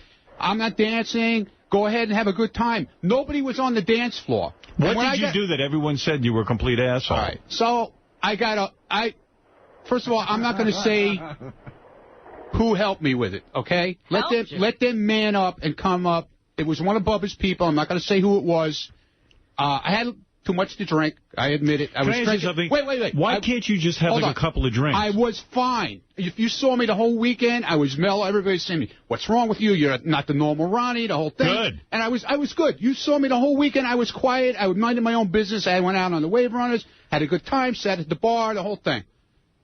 I started doing tequila shots with Artie. That started with him. It's always Artie. It always No, it wasn't his fault. He's telling the truth. We were doing It wasn't his fault.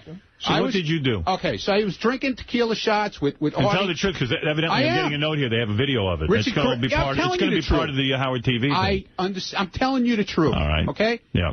Did shots with Artie, did shots with Richard Christie, then 25 Cent kept bringing shots over from the bar to us. Yeah, 25 cents a shot, guy. Yeah, he's nuts. And I was drinking tequila, and for some reason, tequila's like liquid dynamite to me. All of a sudden, something in my head snaps, and I go ballistic. What did you do? All right.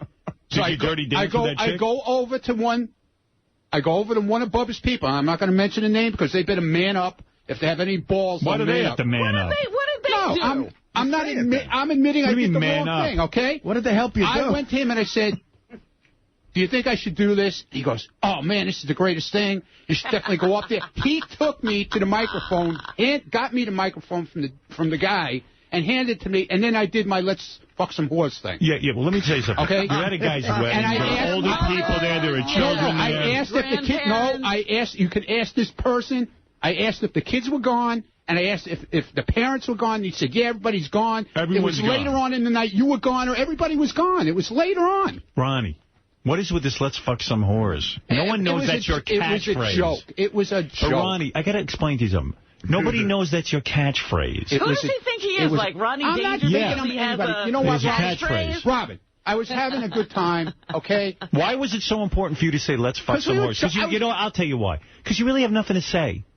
You're what they call a glom. Yeah, okay, fine. You're sitting there. You got a personality on you that is usually very belligerent and angry, and then you get a bunch of drinks in you, and you become the life of the party, and you're fucking whores, and you're Hugh Hefner all of a sudden. And I blame one person for this, me. Because I took you out of that car, and I made you the security guy, and you're hanging up here with the staff. You're getting carried away with yourself. Okay, so you want me to leave? I'll leave. You're getting carried away with yourself. Yeah, okay, fine. You're not behaving properly. I manned up to the whole thing, and I said it was my fault. You manned up, we got it on tape. What is your problem, man? You didn't man up to anything. I'm going to apologize to Bob. I'm not going to apologize to you. I'm going to apologize to him. You owe me an apology, and I'll tell you why. Why do I owe you an apology? Because you reflect so poorly on me. I brought you into this thing. And really, it's a fucking embarrassment. Did I kill somebody? Did I You might as well. You don't go up at a wedding and say, here's the speech. You tell me what you think of this. Listen to this. You're insane. You got some personality on you. Hold it a second. Fred, you got to bring up the volume. Okay, sorry. Guys, start it over again. Fred's in a coma from the weekend. First of all, I want to meet my new girlfriend, Jennifer. I got bad news for you. Jennifer's boyfriend is about 6'1". I met Jennifer before. 265. Fuck him. Fuck him. Are there any kids here left door and you went home. I mean, no, there's no kids here. You know, actually, let me take... Oh, that's it. No, I'm on the radio. You're a limo driver. I'm on the radio. You know, we need to get this thing going a little bit. You need to get Sal and Richard to start getting their penises out on the fan machine. I'm doing my fucking too, motherfucker. All right, listen. We have a special... We need a special dedication to Heather. Get your ass over here. It's Ronnie the limo driver, and he's drunk because Howard left, so he's now off the lead. No. I was drunk before he left. Hey, I want you to hear your famous phrase. Shut the fuck up, asshole. That's my famous phrase. Famous phrase. I want to dedicate this to Heather and Bubba Clem. May they be happy forever. Let's fuck some whores! Became a whole personality. Where's Manson at? Is Manson here? I want to get him. Now, you see, Bubba's even embarrassed. Where's Manson at? People give you the microphone. He was trying to get the microphone from Ronnie before any of that happened, and Ronnie wrestled it away from him. Why are you ultimately at this wedding? Why do you think? Why do you think on the show? Of course. You're part of a crew here. You're also supposed to be in charge out there in the hall. You're supposed to be responsible. I got to be able to trust you. I am. When I'm here. No. When you're here or there, there's no difference. You're drunk, but you drink to the point that you get sloshed. And you got to stop, especially when you're around me. Because it makes me embarrassed. When you're up there, let's fuck some whores with, who knows who's in that audience. I'm dedicating this to Heather. Heather, and let's fuck some... What whores are you fucking? You're a married man. Stop with fucking whores. It's a joke. It's not funny. What's the joke? Nobody laughs when you say it. Did you notice? Nobody laughed. It's not. It goes over like a lead balloon. Now, if you want, I'll have this conversation with you off the air. Fine. Because you got to pull yourself together. Fine. I mean, you go to a guy's wedding. Fine, we'll have it off the air. Let's have it off the air. Let's fuck some whores. No, let's have it off the air. I will call Bubba and apologize do you think that was funny? I'll have the conversation with you off the air. Okay. You know what it is? You're crass. You don't have class. I'm going to send you to finishing school. Fine. You're going to learn how to eat. You're going to learn how to talk. Whatever. What are you doing out there? You became a whole personality. Whatever. Ronnie the limo driver. I'll have a talk with you off the air about it, okay? Scores man. Okay? Is your catchphrase, let's fuck some whores? What are you, Sam Kinison? Let's take it off the air, okay? Here's your new catchphrase. Let's fuck up Howard's reputation. Right. You're my guy. I'm the new stuttering John. You ever notice when you see people walk around with their security people, they're low-key? You ever see these big black guys? They stand there. They don't say nothing. I wasn't working at the time. Was I working Saturday night? You're like an untrained dog. Was I working Saturday night? You know how you trained your dog? Do I do that to you when we're working? You're working have I ever done all that the time. What do you think? Just because you're not on the clock, it's okay to say, let's fuck some whores? Let's fuck some We were joking around. Yeah, but you're not funny. It's what I'm telling you. You need someone to review your material. Okay. It's bad material. All right. You became a whole personality. All right. I heard you the first time. I've seen you on stage. How many more times are you going to say it? I've seen you on stage at Scores. You're on there. Don't yell at me, dude. No, I'm just asking you. How many more times are you going to say it? I've seen you. I'm going to say it a little more. I've seen you on stage at Scores. You get up there. I see. Let's fuck some whores. Okay, you're at a guy's wedding. You're around his bride. You're around ladies. I see there's women. There's young women there. You're an old man. Yeah, what are you doing? You got to conduct yourself. Fine. Are we done? I mean, you get Are we done? You get the asshole award. Good. I mean, you do. You know you made the biggest ass out of yourself. Okay, fine. I'll take the award, all right? You're taking the award. I'm going to make up the award. Had enough. I'm done. Where does he get to have the right to walk out? You have no right to walk out. I want my apology. Where's my apology? I love how he gets angry that he messed up. Yeah. He's giving it to me. He's giving me the fucking attitude. And what's he going to take off the air now that we've revealed it? What's he got to say? He's got an explanation off the air that is going to make up for that behavior? Look, I mean, the guy is out of control. He's insane. He lost his mind, I think. I don't even think that's the real Ronnie. You know what it is? I always knew his personality, but I kept him in the car. It was never up here. What do you got to say off the air? I'm talking about it on the air. Say it on the air. You can tell me off the air. No, I'm not talking off the air anymore. I always knew your personality. You know, people talk to me about you. Yeah, who? Everyone. That you pick up the phone angry. Everyone. Doug Goodstein? No, not Doug Goodstein. Doug Goodstein running around telling everybody yesterday, oh, it was really bad. Who cares? Who cares? Why do that? But I know what I did. And I realized it afterwards that I did the wrong thing, okay? Yeah, but you're doing it too much. I couldn't take it back, okay? It happened. Yeah, but believe me, I was thinking about it all. I almost didn't come in today, all right? I almost didn't come in today. Because I didn't want to go through this. You don't want to go through it? No. You got a man. That's his manning up. Stop blaming everyone else. That's why I came in. This one made you have shots. This one told you to take the microphone. Nobody made me do anything. That's what I'm saying. Oh, my God. All I'm saying Artie's is, at the bar. if one person would have said to me, no, don't do it, it wouldn't have happened. Please. This one person who thought it was the greatest idea in the world. When you get on a microphone. Who didn't drag me, but walked me up to the stage. Idea. And I could get that girl who was But he doesn't know what you're going to say. What? He doesn't know what you're going to say. No, I told him. You rehearsed with him. No, I told him what I was going to say. You sound very apologetic, I got to tell you. You got some personality on you. You're an angry guy. You're a belligerent guy. Dude, I'm just trying to tell you what happened. Let me ask you something. When you got your new dog, what'd you do? You trained the dog? Did you train the dog? What does the dog have to do with it? You're an angry dog. I got to train you. Yeah, I'm an angry dog. I got to teach you how to behave in public. No one's taught you. Got to send you to obedience school. Fine, I'll sit. You remind me of a relative of mine who'd go to every wedding, and what he would do is he'd always embarrass everyone. You're that relative. Okay, fine. So we got to keep you in line. We got to put you in a cage. I'm embarrass all you guys, okay? I apologize to all. Thank you. That's a beginning. I think that all that tattoo ink is poisoning your brain. Let's fuck some hoes! Let's fuck some hoes! Let's fuck some hoes! Imagine that's your husband's catchphrase. Let's fuck some hoes! And then he pulls it out at a wedding. Get rid of these fucking wives, shit! Get rid of these fucking wives, shit! Fuck this place! Fuck some whores! Fuck this place! Fuck some whores! Yeah, I got to tell you, I know Bonnie Mund, his wife. She's a sweetheart. A sweetheart. Wonderful person. Nicest woman in the world. Angel. An angel. I spent time with her in Atlantic City for the first time. Great. She can't like this behavior.